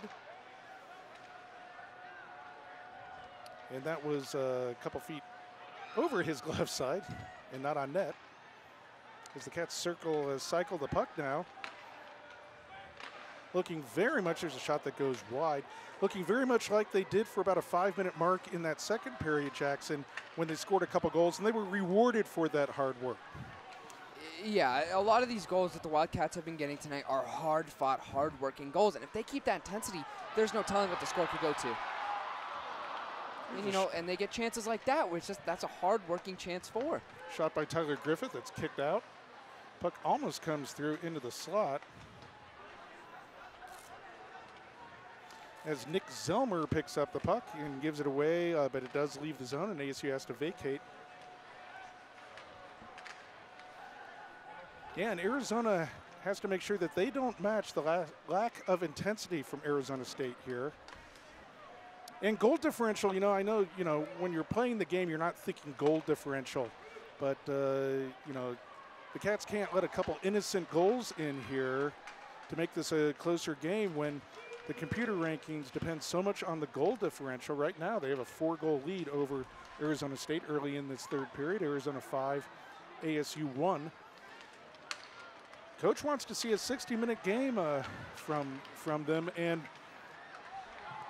it's been close to that It's been close to that. I think one of their better games of the season, Jackson. Yeah, absolutely, Tim. And I think we've seen it a few times that the Wildcats don't play a full game. You know, they lapse at certain times and let the other team kind of attack a little more than they should. And tonight, luckily for Coach Chad Berman, they've been playing a really hard-fought game. Now the big question becomes, is the cup in the building? We have not been able to confirm from Arizona State if they actually brought the cup as they're supposed to in case they lost this game. I think you can understand that is so far offside. It's incredible. And it is finally called, and some players mixing it up. Trey Decker not afraid to get his nose in there on an ASU player. We haven't been able to confirm from ASU if they actually have brought the Cactus Cup here. We're going to attempt, if Arizona wins this game, right now they have a 5-1 lead, we are going to attempt to retrieve the Cactus Cup from the ASU locker room and have a presentation at center ice immediately following the game, so hang on for that. You know, there's nothing better than a little bit of an extra element of mystery to this game, Tim. Well, it's a rivalry, and you know, I can, you know, it's such a sensitive subject to ask an opposing team to, you know, bring a trophy that they currently own because we might take it from you the next game. I understand that's a very sensitive thing. I don't think there's any real good way of doing it. U of A hockey did ask politely, and I think appropriately, that ASU bring the cup in case this did happen. But I have very little confidence in the fact that that actually has happened. Please announce there is no throwing of objects on the ice. Do not do that. So in this rivalry game, people throw stuff on the ice, and of course, please don't do that. It's dangerous for all the players on the ice if you throw anything on the ice. We've already seen a fight in the stands tonight. Emotions are running high. And here's a break for Trey Decker, a break by Trey Decker. Can he get the shot off? He does. No one knows where the puck is. It's with him in the corner. Burkle stood his ground there. Oh, and a ASU player, Garrett Brown, thrown to the ice. That was a clear break for Decker. And as Churro makes a save, and the Arizona fans are starting to feel this. They're starting to sense this, that there's only 14:57 to go in this game. And yeah, Tim, it's exciting. The fans know, you know, it's only 15 minutes away from getting the Cactus Cup, from beating ASU 4 times already this year. Wow. It would be huge for not only the crowd, but for the team, everybody involved with U of A hockey to experience that right now. And I think everybody's aware of what tonight could potentially be. Well, Arizona State has dominated the series over the last decade. Arizona very quietly has built over the end of last year and this year a 5-game unbeaten streak against ASU. This would, if they win tonight, it would make it 6, and they would win the Cactus Cup. And you know, if ASU didn't bring the cup, or if they won't give it to us, I might just give my water bottle or something to Coach Berman. We got to give something to Coach Berman to give to the alumni, and then give to this the captains of this current Wildcat squad, because if Arizona can hold on to this lead, they will have won and earned the cup as they come in over the line with the puck. That's Nick Zellmer. Oh, he had Burkle dead to right there, but a good save there by Burkle as it went into his breadbasket. Kind of, Zellmer was allowed to just kind of step out in front of Burkle, who's played well since he's come in for Tyler Martz. A much more controlled game at that, too, compared to his showing last night. He seems to be a lot more on top of where the puck is. The evening's young. Very true, Tim. But so far, since he's been put in, he's been on top of it. He has. Burkle has played well. Again, not spectacular either ASU goaltender, but his team really hasn't done a lot to help either goaltender out in front of him. As there's another shot block. by Arizona. 13:40 to go in the game. And we got a whistle, and we are going to have a roughing penalty. Now you get the idea the referee might be calling stuff, you know, to keep this game from getting out of control. But, you know, as we saw late in the game, and that's going to be Manny Rowe with a roughing going to the box for Arizona. As we saw last night, you know, Jack Burkle was pretty calm throughout that game. And then with just a few minutes to go, kind of went out of his head and it was attacking Arizona players in the crease, and he was thrown out of the game. You know, when you're frustrated, it doesn't take a lot to push you over that edge, I guess. Yeah, and you said it earlier. This is the type of game that has a very short fuse to the firecracker. Yeah. If something quick happens, even if it's small, this game can blow up. Well, it certainly can. That's absolutely right. And especially, but you know, if ASU continues to get power plays, probably that stuff isn't going to happen because it gives them opportunities to get back in the game. If they feel they can still be competitive and get in the game, the silly stuff probably will not happen. Certainly. It's when games get out of hand as Arizona comes back with Griffin Dine with a big shot shorthanded. Griffin Dine with a blaster from the top of the circle there. Wow, Griffin Dine getting his shot on tonight.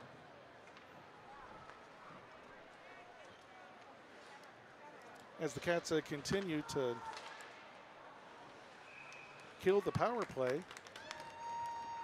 And so it was Griffin Dine with the second goal for Arizona, correct? That is, I believe that is near correct, the end of the first period. That's correct, yeah. It was that hard fought, you know, that second chance goal that he, you know, as a grinder, as you like to say, it's unusual for him to get such a good chance, and he buried it. Yeah.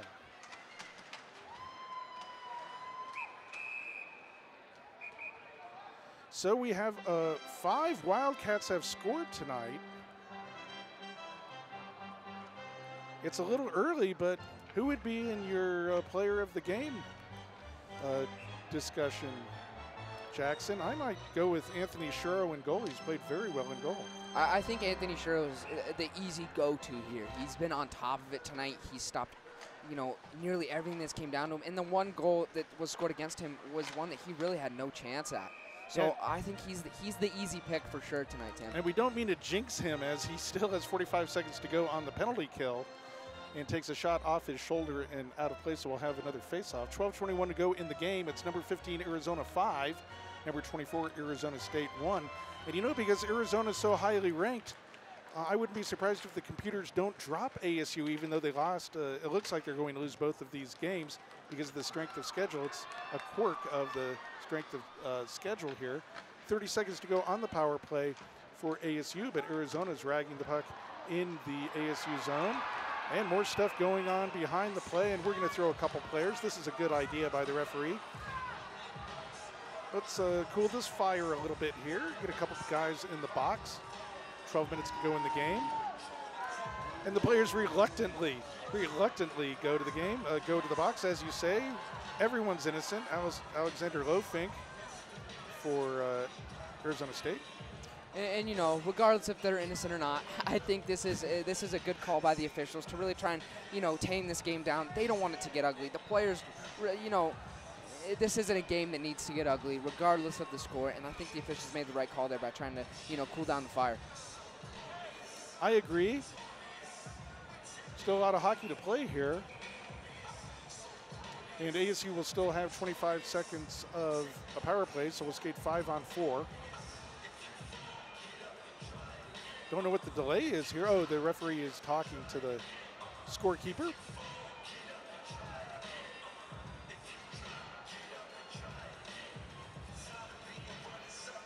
And I think we're ready for play now.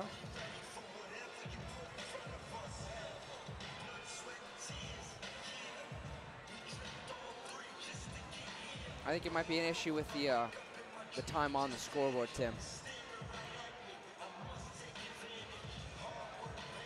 And we have information that says that the Cactus Cup is in the building. And cheers to Arizona State for, you know, respecting the tradition of handing over a trophy like that. So that's great news. You like to see competitors have respect for each other. And, you know, I talked about this before, Jackson. There's a difference between having an enemy and an opponent. Arizona State is the rival of the University of Arizona. They're not our enemy. They're our opponent. And I'd like to see healthier respect in competition like this. Now, don't get me wrong. I enjoy seeing Arizona defeat ASU in ACHA hockey, but as Arizona continues the power play for Arizona, another 2 minute. And, you know, as long as ASU has a man advantage here in this third period, I think it will keep nasty stuff from happening because they have a man advantage and they can move the puck around and get some shots on goal. So that helps keep things down too. Not that the referee is purposely putting Arizona in the box to give ASU power plays. I'm just saying it works out that way. But I do hope the cup is here as it's been reported. And that's a really good sign. I like it when competitors respect each other's, you know, the traditions. ASU has owned that cup for a long time. They've dominated this series for a long time. And I get it, Tim. It's got to be hard to give that cup up. You don't even want to have to think about it. But when the time comes, you know, that is the tradition of the rivalry, and you're going to have to respect that regardless. Yeah, yeah. So, and let's hope the respect continues on the ice. Boy, it sure is difficult in the heat of battle to, you know, keep your head. And it's so easy for me in my safe spot with Jackson Peters up in the press box to talk about how they're not the enemy, they're our opponents. When a guy's trying to take your head off, or, you know, or you know, seriously comes at you, and you know, and you lose your better judgment.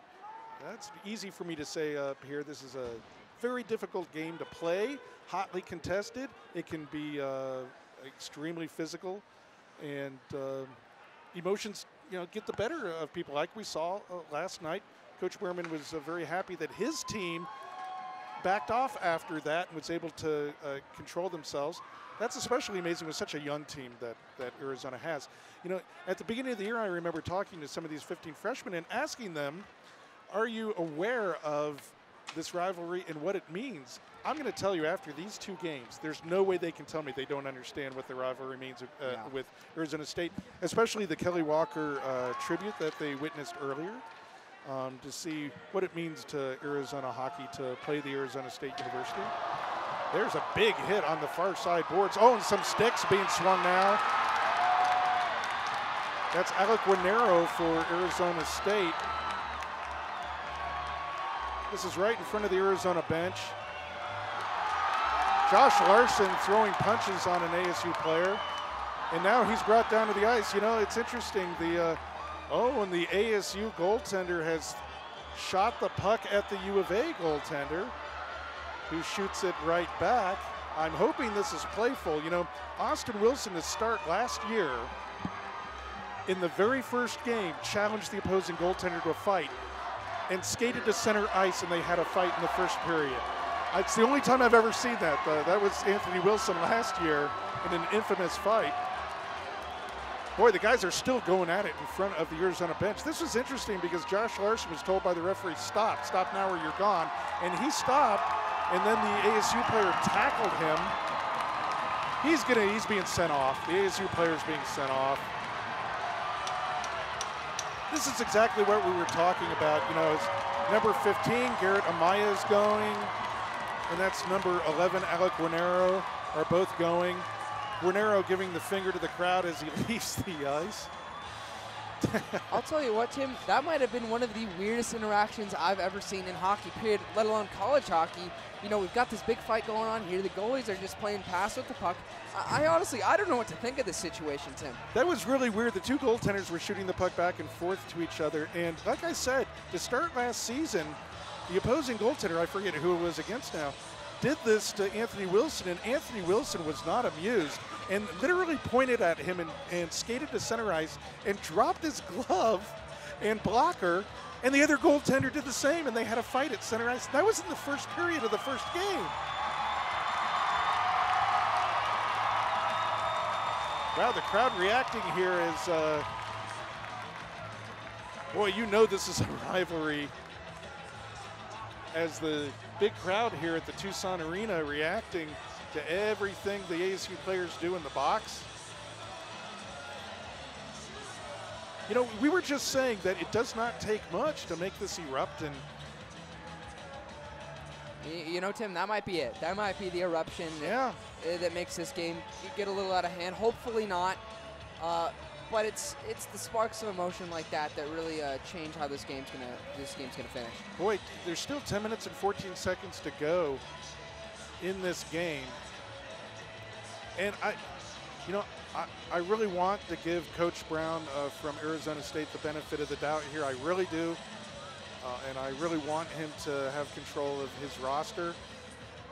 You know, coaches take a lot of blame for stuff that he can't be on the ice if his guys decide to do some dumb stuff. You know, he can try to coach them, he can take them off the ice if they do it. But in these kind of situations, there are things that coaches cannot control everything that the guys do on the ice. You try to teach them the right way, but in these rivalry games, sometimes this stuff can get away from you. This will be interesting to see how much paper they're going to use on these penalties, because I believe Manny Rowe, I think his penalty is finally over. I think it had been over, so I think he was just conferring in the box. Right now, it looks like we have 2 Arizona players and 1 ASU player in the box. We're gonna have to sort this out, but a couple ASU players were tossed. So Garrett Amaya and Alec Guinero at least left the ice. As Jack Burkle is skating back and forth. Part of this is to keep warm and to keep stretched, because Anthony Shura is doing the same thing. But he's looking a little bit like a caged tiger. And Jack Burkle erupted late in the game last night and was thrown out of the game, deservedly so. Some people thought he should have gotten a game disqualification, which would have meant he couldn't have played tonight. He didn't start tonight's game anyway. He came in relief of Tyler Martz and has played, I think, pretty well actually for Arizona State. But Anthony Shuro has been the best goaltender on the ice tonight for Arizona, and the linesman and the referee is still talking to the gatekeeper, where I think I saw him flip over on a new sheet of paper. Because with 10:14 to go in the game, Arizona ahead 5-1. You know, we'll have to see. Again, you don't want to have game DQs here, because that would mean that players would miss the first game of the second semester. But you know, if a disqualification is merited, you should call it, but yeah, and Tim, that's not our call, that's the officials' call. Yeah. That's why we're up here in the booth. If they decide to give them the disqualification, then they believe that it's rightfully so. Just a minute, Jackson. I'm pontificating about officiating here. I have no idea what I'm talking about. I don't have a whistle. But you're saying I shouldn't be the one making that judgment. Hey, you're saying the referees are the ones who should be making the judgment. I guess that's what they're getting paid for, Tim. What kind of nutty dude are you? Jeez. No, you're absolutely right. The referees are there. And the referees were right there at the bench, seeing exactly who was doing what and how. And we don't hear what they're saying. They're instructing players, and you could tell Josh Larson was given an instruction by the referee to stop or I'm going to throw you, and he stopped. And that's when the ASU player tackled him. So that's what you get for good behavior, I guess. But it's such a dicey situation when you got players engaging like that and the referees are giving instructions. It's often you see sometimes when there's a big pileup, you hear the linesmen and the referees blowing their whistle like 100 times. It makes absolutely no difference. The guys are going at it, but they're trying to, press that button. Okay, stop. The play's over. Stop. They're still talking about this here. This has been a 5-minute delay here, Jackson. I will continue to pontificate from the press box, but you're absolutely right. This is a very difficult sport to officiate. I know I can be difficult on officials. We see things from a completely different perspective than they do, first of all. Mm-hmm. And we also have video assist here that we can look at and see some things that they just can't possibly see. And a lot of it that I think a lot of people in hockey forget is that a lot of officiating is a matter of opinion. And, one official might call something that an official in the next game wouldn't. So I think that's important to keep in mind that, the officials we have here tonight are handling this a certain way. If there was a different crew to here tonight, it'd be handled a different way. And it just goes game to game, official to official. Yeah. And, Unfortunately tonight, they wanted to give us the 5-minute delay up here in the booth. They want to keep us talking, Tim. They want me to pontificate. Oh, and it looks like we got some other players. Okay, 2 from Arizona also have been tossed. That's Josh Larson and Trey Decker. Larson with the goal here tonight. Decker has played well. So I think we have 2 probably game misconducts for each team. There's a 2-minute minor up on Griffin Dine, of all people. So I think after all of that, you know, after all of that, there's just going to be a 2-minute power play for Arizona State. You know, from the perspective of trying to keep things together, that might not be a bad idea, actually. Though you don't want this to turn into a 5-2 game with 10 minutes to go. So we'll see if the Cats can keep the pressure on here, you know, kill this penalty, and see if they can keep the throttle on for another 8 minutes after a successful penalty kill, if they can do it. Sun Devil penalty on number 11, Alex Guarnero. 2 minutes for roughing and a disqualification for fighting.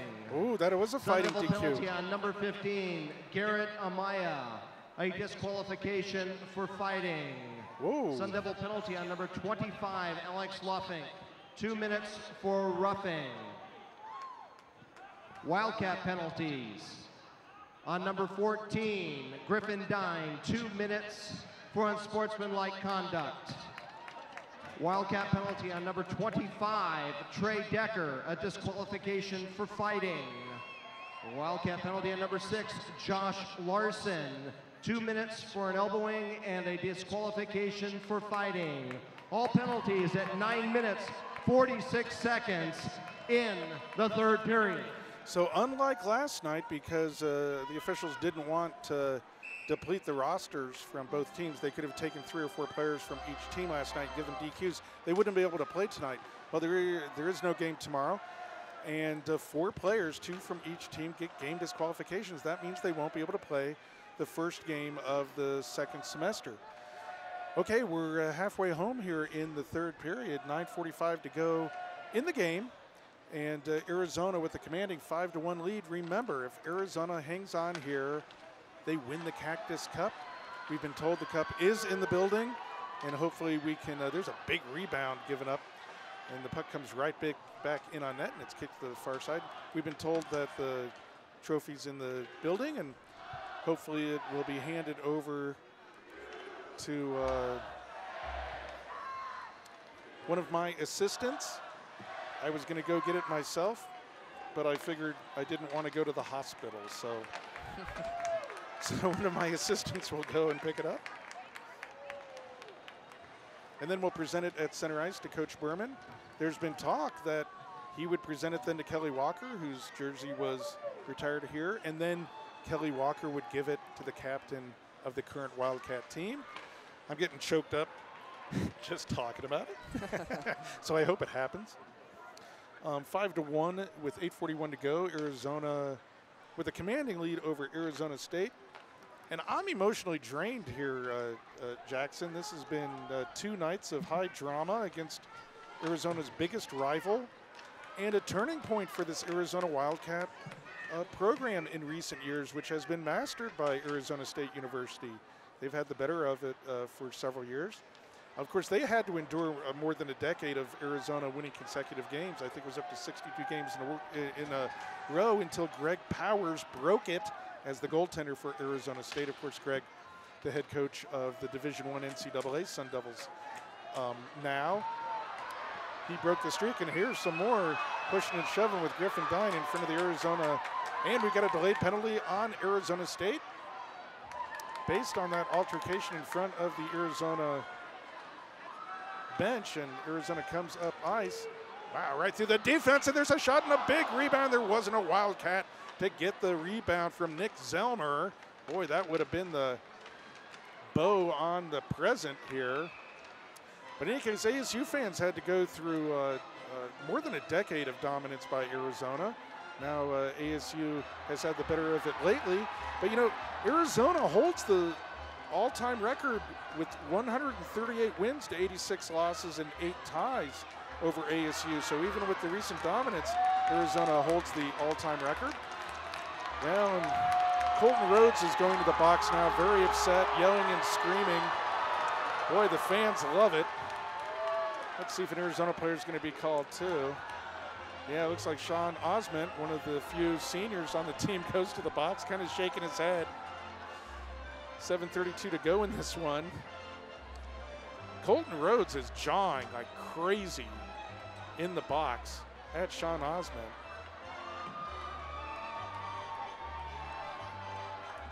Sean Osment is a very even-keeled young man, a very mature young man, and I'm going to bet he's just ignoring it. Yeah, he's the type of player that doesn't get too caught up in his emotions here. He can kind of just deflect that off, kind of, you know, maybe roll his eyes, but he can deflect it and not get too sucked into it. You know, that's an amazing thing to have in a sport like this, because this is crazy. 2 minutes for roughing. Wildcat penalty on number 5, Sean Osment. 2 minutes for taunting. Ooh. Time of those penalties, 12 minutes, 28 seconds in. Just as I said, Sean Osment is such a mature, even-keeled young man. He gets a 2-minute penalty for taunting. I'm going to have to talk to Sean about that. And you think you know a guy, Tim. Sean is a really great guy, a very mature young man, but it shows you just how emotional this rivalry is. Taunting. Here comes Ty Griffith with a shot and a good save there by Burkle. Ooh, another big rebound. Burkle really gives up the juicy rebounds. Arizona comes away with the puck. Oh, they try to, oh, and that's going to be a game DQ. That's going to be a game DQ. That's a charge by ASU. That was one cheap shot. That was one cheap shot by Arizona State. As I'm watching the replay here, oh, that has got to be a game disqualification. That was charging with the entire crowd on their feet now. You know, I give Arizona, Arizona a lot of credit for not letting that turn into a giant melee. Yeah, that's you know, the captain of the team, Orion Olson, took care of business, and he's pointing at the Sun Devil. That Sun Devil, oh, he better hope he's thrown out of this game, because I don't think he's going to leave this ice without being held accountable for one incredibly cheap shot. Now that's a captain of your team. Again, Orion Olson, another really mild-mannered, incredibly intelligent young man, and he took care of business for his teammate.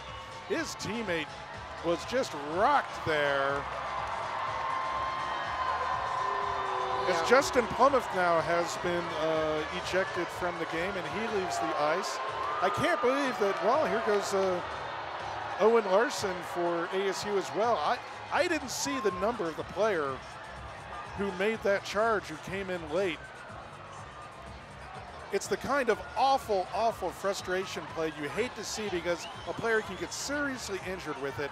It was a cheap shot. What I like about Ryan Olson there is he's really jawing at the ASU player. We got to see here. It's Zach Kowalchuk, I believe. He's one of the two in the box. Well, and here comes the captain of the team. Well, I think just to talk about what's happening here. But Orion Olson sticking up for his teammate there and pointing and saying, you will be held accountable for that. I love it when a captain sticks up for his teammates like that. You better believe that whole Arizona bench is going to congratulate Orion Olson. And Orion Olson looks over at the Arizona bench and the ASU bench as he's thrown out of the game. And I guarantee you, especially if Arizona hangs on to win this game, Orion Olson will be mobbed in that locker room for sticking up for his teammate. I love to see that. Yeah, and of course, you don't want to see that kind of play happen, but when it does, that's exactly what you need. You need a guy like Orion Olson who's going to stand up and take action, because you can't let something like that go. Yeah. As a hockey player, you know, you never want to you want to avoid the physical fighting, but it's a part of hockey, especially when something like that happens. There's really not much else you can do besides stick up for your teammates. I mean, you're fighting with them all night long. If, you know, one of them gets run out like that, you stand up for them. You don't even think about it. You know, I have a joke when I do with my broadcast partner, Tom Callahan, when we do American Hockey League Roadrunners games here from this building. that when I see an egregious penalty like that, I say that should be a 20,000-minute penalty. I mean, that shouldn't be a 2-minute penalty. The 2 minutes or 5 minutes or a game DQ. No, that player should sit in that box for 20,000 minutes. That was that kind of penalty. A couple players were kind of tied up at the dot, and an ASU player came in. I don't know how many strides he took before he actually made contact with his elbow to the head of the Arizona player, and then Orion Olsen came in and mopped that one up. Coach Berman very calm on his bench.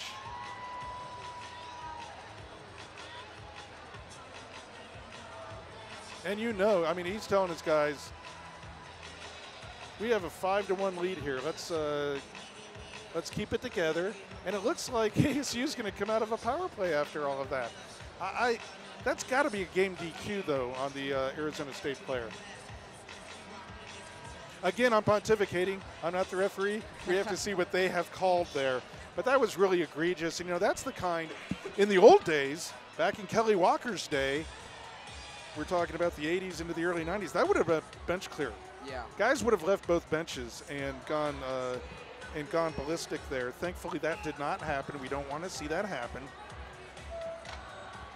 Yeah, I mean, the last thing you want to see is it to get into a physical fight, but it happens, and when a situation like that happens, and here's the call. Check. 2 minutes for roughing. Sun Devil penalty on number 20, Owen Larson, a 10-minute misconduct. Wildcat penalty on number 21, Orion Olsen, 2 minutes for charging, 2 minutes for roughing, and a 10-minute misconduct. Serving the charging and the roughing penalties is number 15, Anthony Cusinelli.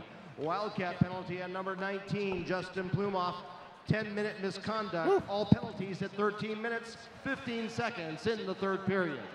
Now this is, you know what I'm fascinated by all of that? First of all, ASU comes out with a power play from it. What I'm fascinated by that is that Coach Berman sent over Anthony Cusinelli, the team's leading scorer, to serve that misconduct for the rest of the game, so he won't play the rest of the game. I don't know if he's been especially hot or emotional and coach is keeping him from getting into trouble. Maybe to keep him from getting hurt or getting run at as this game goes on. I'm going to have to ask Coach Berman about that. I'm fascinated. You don't often see your leading scorer for your team sent to the box to serve a penalty for another player. Yeah, usually it's one of your fourth-line guys, a guy that usually doesn't get a lot of ice time in the last 5 minutes of a game. Yeah. Anyway, so it's, you know, it's always a huge loss to lose any player, but you usually send a guy who's not one of the leading scorers in the league, let alone, you know, one of your most talented players. So I'm with you there, Tim. Yeah, that's fascinating. Anthony Cusinelli, of course, a freshman and leading the American Collegiate Hockey Association in goals this year as a freshman. This is just his first semester of college hockey. What an incredible first semester for Anthony Cusinelli. You know, he scored a hat trick in the game in Tempe earlier this year like it was nothing. I remember talking to him afterwards, and he was like, oh, 3 goals. Okay, that's good. We won. And, you know, it's always good to have a star player like that who doesn't get, you know, too caught up in the amount of goals he's scoring. You know, he could score 3 goals a game. Most important thing is his team won. Too many men on the ice. Time of that penalty, 14 minutes, 40 seconds. Okay, after all of these pile-ups, ASU has picked up a penalty for too many men on the ice. That's crazy. So much for the power play. And the U of A will pick up a power play coming up here in 10 seconds. This big crowd here showing their displeasure at the Arizona State University with 4:54 to go in the game. Again, stick around. We hope to retrieve the Cactus Cup and present it to the University of Arizona Wildcats at the conclusion of this game. And I'll run down to center ice to do that. Jackson Peters will bring us home for the last few minutes of this game. And I'm going to keep a wide berth. You know, I have to go out through the Zamboni entrance. That's where ASU exit, and I'm staying away from there. Yeah, I'd keep your distance, Tim. At least stick distance. You know, take a little extra stroll down the stairs on your way down. You know, take the long route. Not that I'm afraid. I don't like pain. See, that's different. That's just self-preservation. Yeah, you know, just taking your time. See, it's alumni weekend. Those of you who know me and my connection to the University of Arizona Wildcat hockey that goes back more than 3 decades knows that things have gotten heated between me and the Arizona State University in the past. That's all in the past, though, Jackson.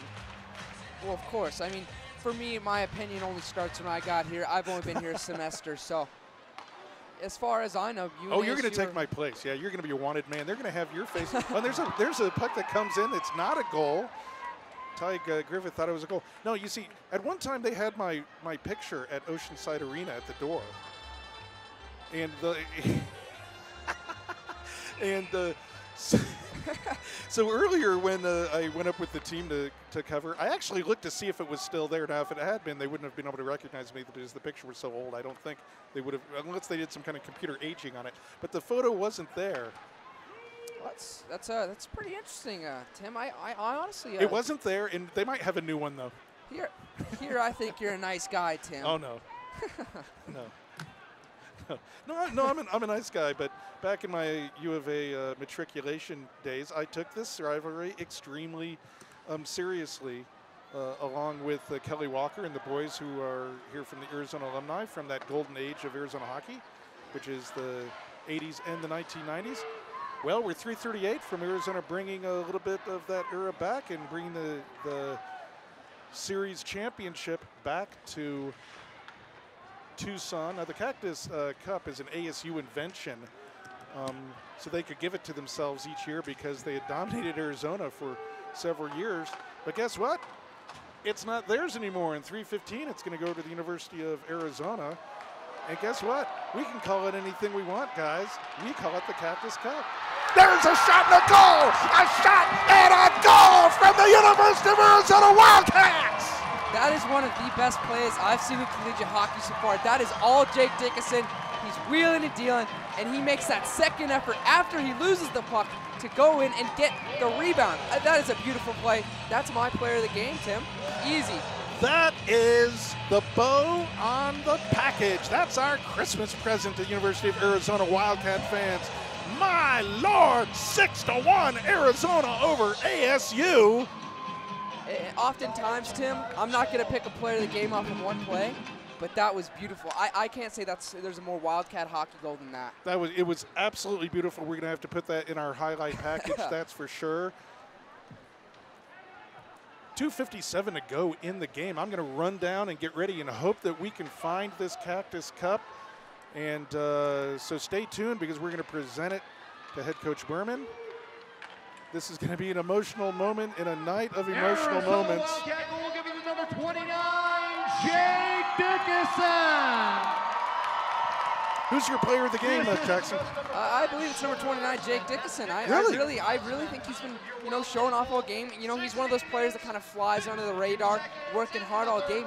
And with that, just showing he goes right till the end of the game. And with a hardworking play like that, that's just a real characterization of what, U of A Wildcat hockey is. So I think he's just a player of the game in my eyes. Well, that's fabulous. So after our cup presentation, we're going to go and have a press conference over on Facebook. And Jackson Peters will wrap this one up, and that'll wrap up the first semester of play for the University of Arizona. So wrap this one with a nice bow, Jackson. After we finish everything we need to be doing, it's going to be a night of celebration, and I am exhausted with 2:09 to go in this game. We'll see you next semester. And University of Arizona hockey taking us home, it's Jackson Peters. Thanks, Tim. So with just about 2 minutes on the clock, ASU possesses it in the Wildcats zone. The Wildcats will attempt to get this one out as they battle in front, but ASU will retain possession. And a nice attempt at a shot by number 5 of the Sun Devils, Blake Olenek, but it is deflected and shoots outside of Anthony Shuro. Sun Devils will send it down, and the Cats will retain possession behind the net as the net is knocked off and the whistle will be blown. So just as Tim Gasson said, fans, stick around for the presentation of hopefully what will be the presentation of the Cactus Cup after the game, as it looks like the University of Arizona Wildcats will be successful in obtaining the Cactus Cup as they lead the Arizona State Sun Devils 6-1 with just a minute 20 left to play here in the third period here in the Tucson Arena. That's number 27, Max Meyer, carrying into the zone for the Wildcats. Sean Osmond on the point will send it down and it is tipped away. And Jack Burke was able to deflect it wide as there's a big hit in the corner as the Wildcat throws Blake Olenek into the wall. With just under a minute remaining, the Sun Devils possess it in their zone and they're unable to get it out after a hard forecheck by Tyler Griffith. And the shoots outside, and just a backhand that shoots just outside by, I believe, Justin Dungy. Cats will retain possession, and it goes around that. Tyler Griffin making moves around Jack Burkle, but just not able to bury it. The Sun Devils was buried out with just under 30 seconds remaining in this tilt. That's number 20, Manny Rowe, taking it up ice. Manny Rowe with the puck again in the corner. Just 15 seconds remaining here at the TCC. The Sun Devils will try and take it out of the zone. And with just 3 seconds remaining in this game, looks like that's going to be an Arizona Wildcats win as they defeat the Arizona State Sun Devils with a score of 6-1.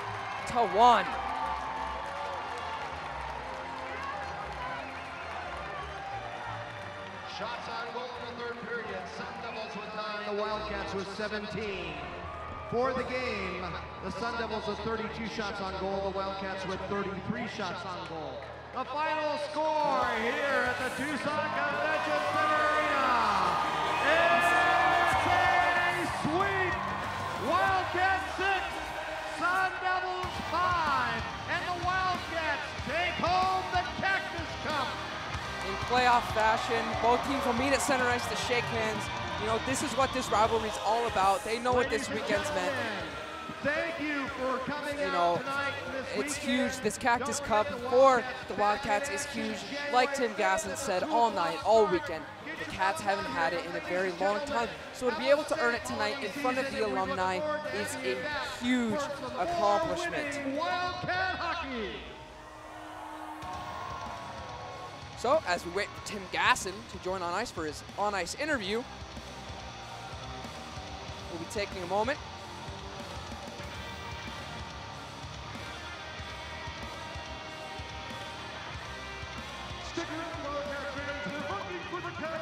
So the Cats will do their salute to the fans as they do every night. The Cactus Cup belongs to the Arizona Wildcats. Now as you can hear, the players, the fans, everyone's ecstatic about the Cactus Cup finally coming to the University of Arizona Wildcats. So, fans, stick around as I throw it down to Tim Gasson at ice level for his on-ice interview.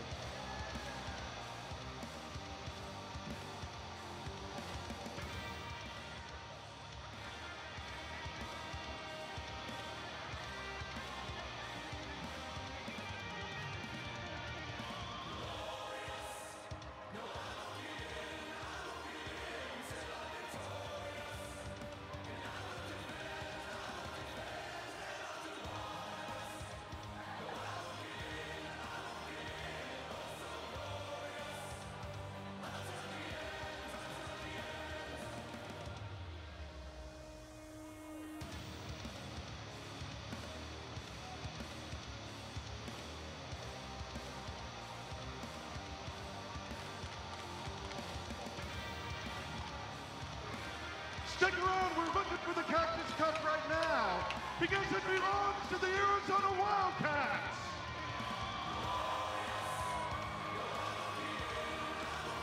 When we have the cup, we're going to give it to our beloved alumni, who are then going to give it to this year's Wildcat squad.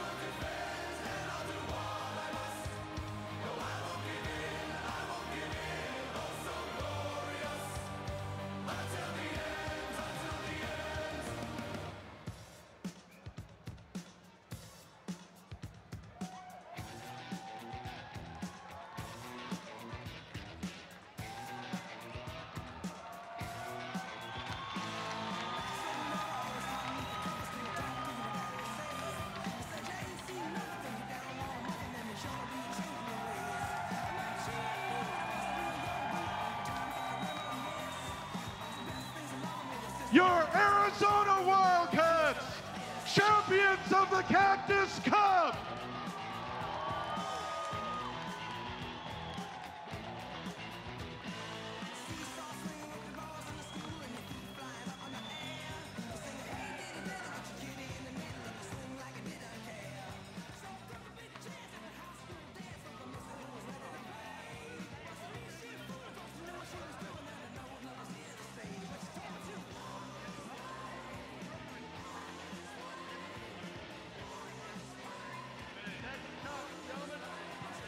Ladies and gentlemen, Kelly Walker!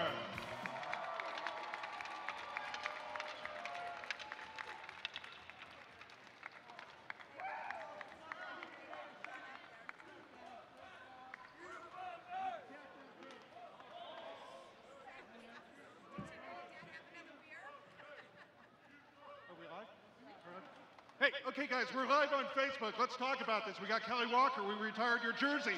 We got Orion Olson, the captain of the team. What does this night mean to these Wildcats? I'm speechless right now. It's unbelievable. It's a great feeling. Coming from our freshman year when, you know, we struggled against these guys. They took it to us, but we took it back from them tonight. Now, Kelly, earlier I was talking about how greatness is an everyday habit. You had that. Do you see this greatness in this Wildcat squad? 100%. This club is awesome. They play with tons of heart, and they got tons of talent. So what did it mean to come back for your alumni weekend and see Arizona sweep Arizona State and take the Cactus Cup? It's exactly what I expected, because Arizona always takes care of business against ASU. Great job, guys. And captain of the team, Orion Olson, what do you have to say about these guys over here? Let's go, boys! Woo! Let's bring in the head coach of the Wildcats. This is Chad Berman. Coach, this has been a long time coming. You know, for fans who come here and just see the games, they don't understand the years of endless work that you've put into this program to get these incredible young men here at the University of Arizona to play this well in front of this big crowd at the Tucson Arena and become the Cactus Cup champions. What do you have to say about this moment? I didn't do anything. First of all, I'm thinking about my seniors who bought in and went through this process. Those are the first people. When we set our goal this year and said we're going to win that Cactus Cup, is because I wanted the seniors who bought in and went through this long, long process we had. I wanted them to feel this moment, and most importantly, I wanted this city to have that where this belongs. Now, talk about these incredible alumni who've come back to celebrate Arizona hockey. Can you envision these guys years from now coming back and sharing their experience of right now? Remember it right now, guys. You won the Cactus Cup. What's the Are they going to remember this moment as important in Arizona hockey history like our great alumni? Absolutely. I think Kelly hit it on the head. I mean, the moments these guys are going to remember, the bus trips, the stuff in the locker room, it's so fitting that we get to share this moment with the alumni. I can't think of a better way to turn the tide. Now we get to think bigger. Now we can chase a conference championship. And I promise you, one of these days, we'll be celebrating a national championship in this building. Ladies and gentlemen, the head coach of the Wildcats, Chad Berman. Congratulations, Wildcats!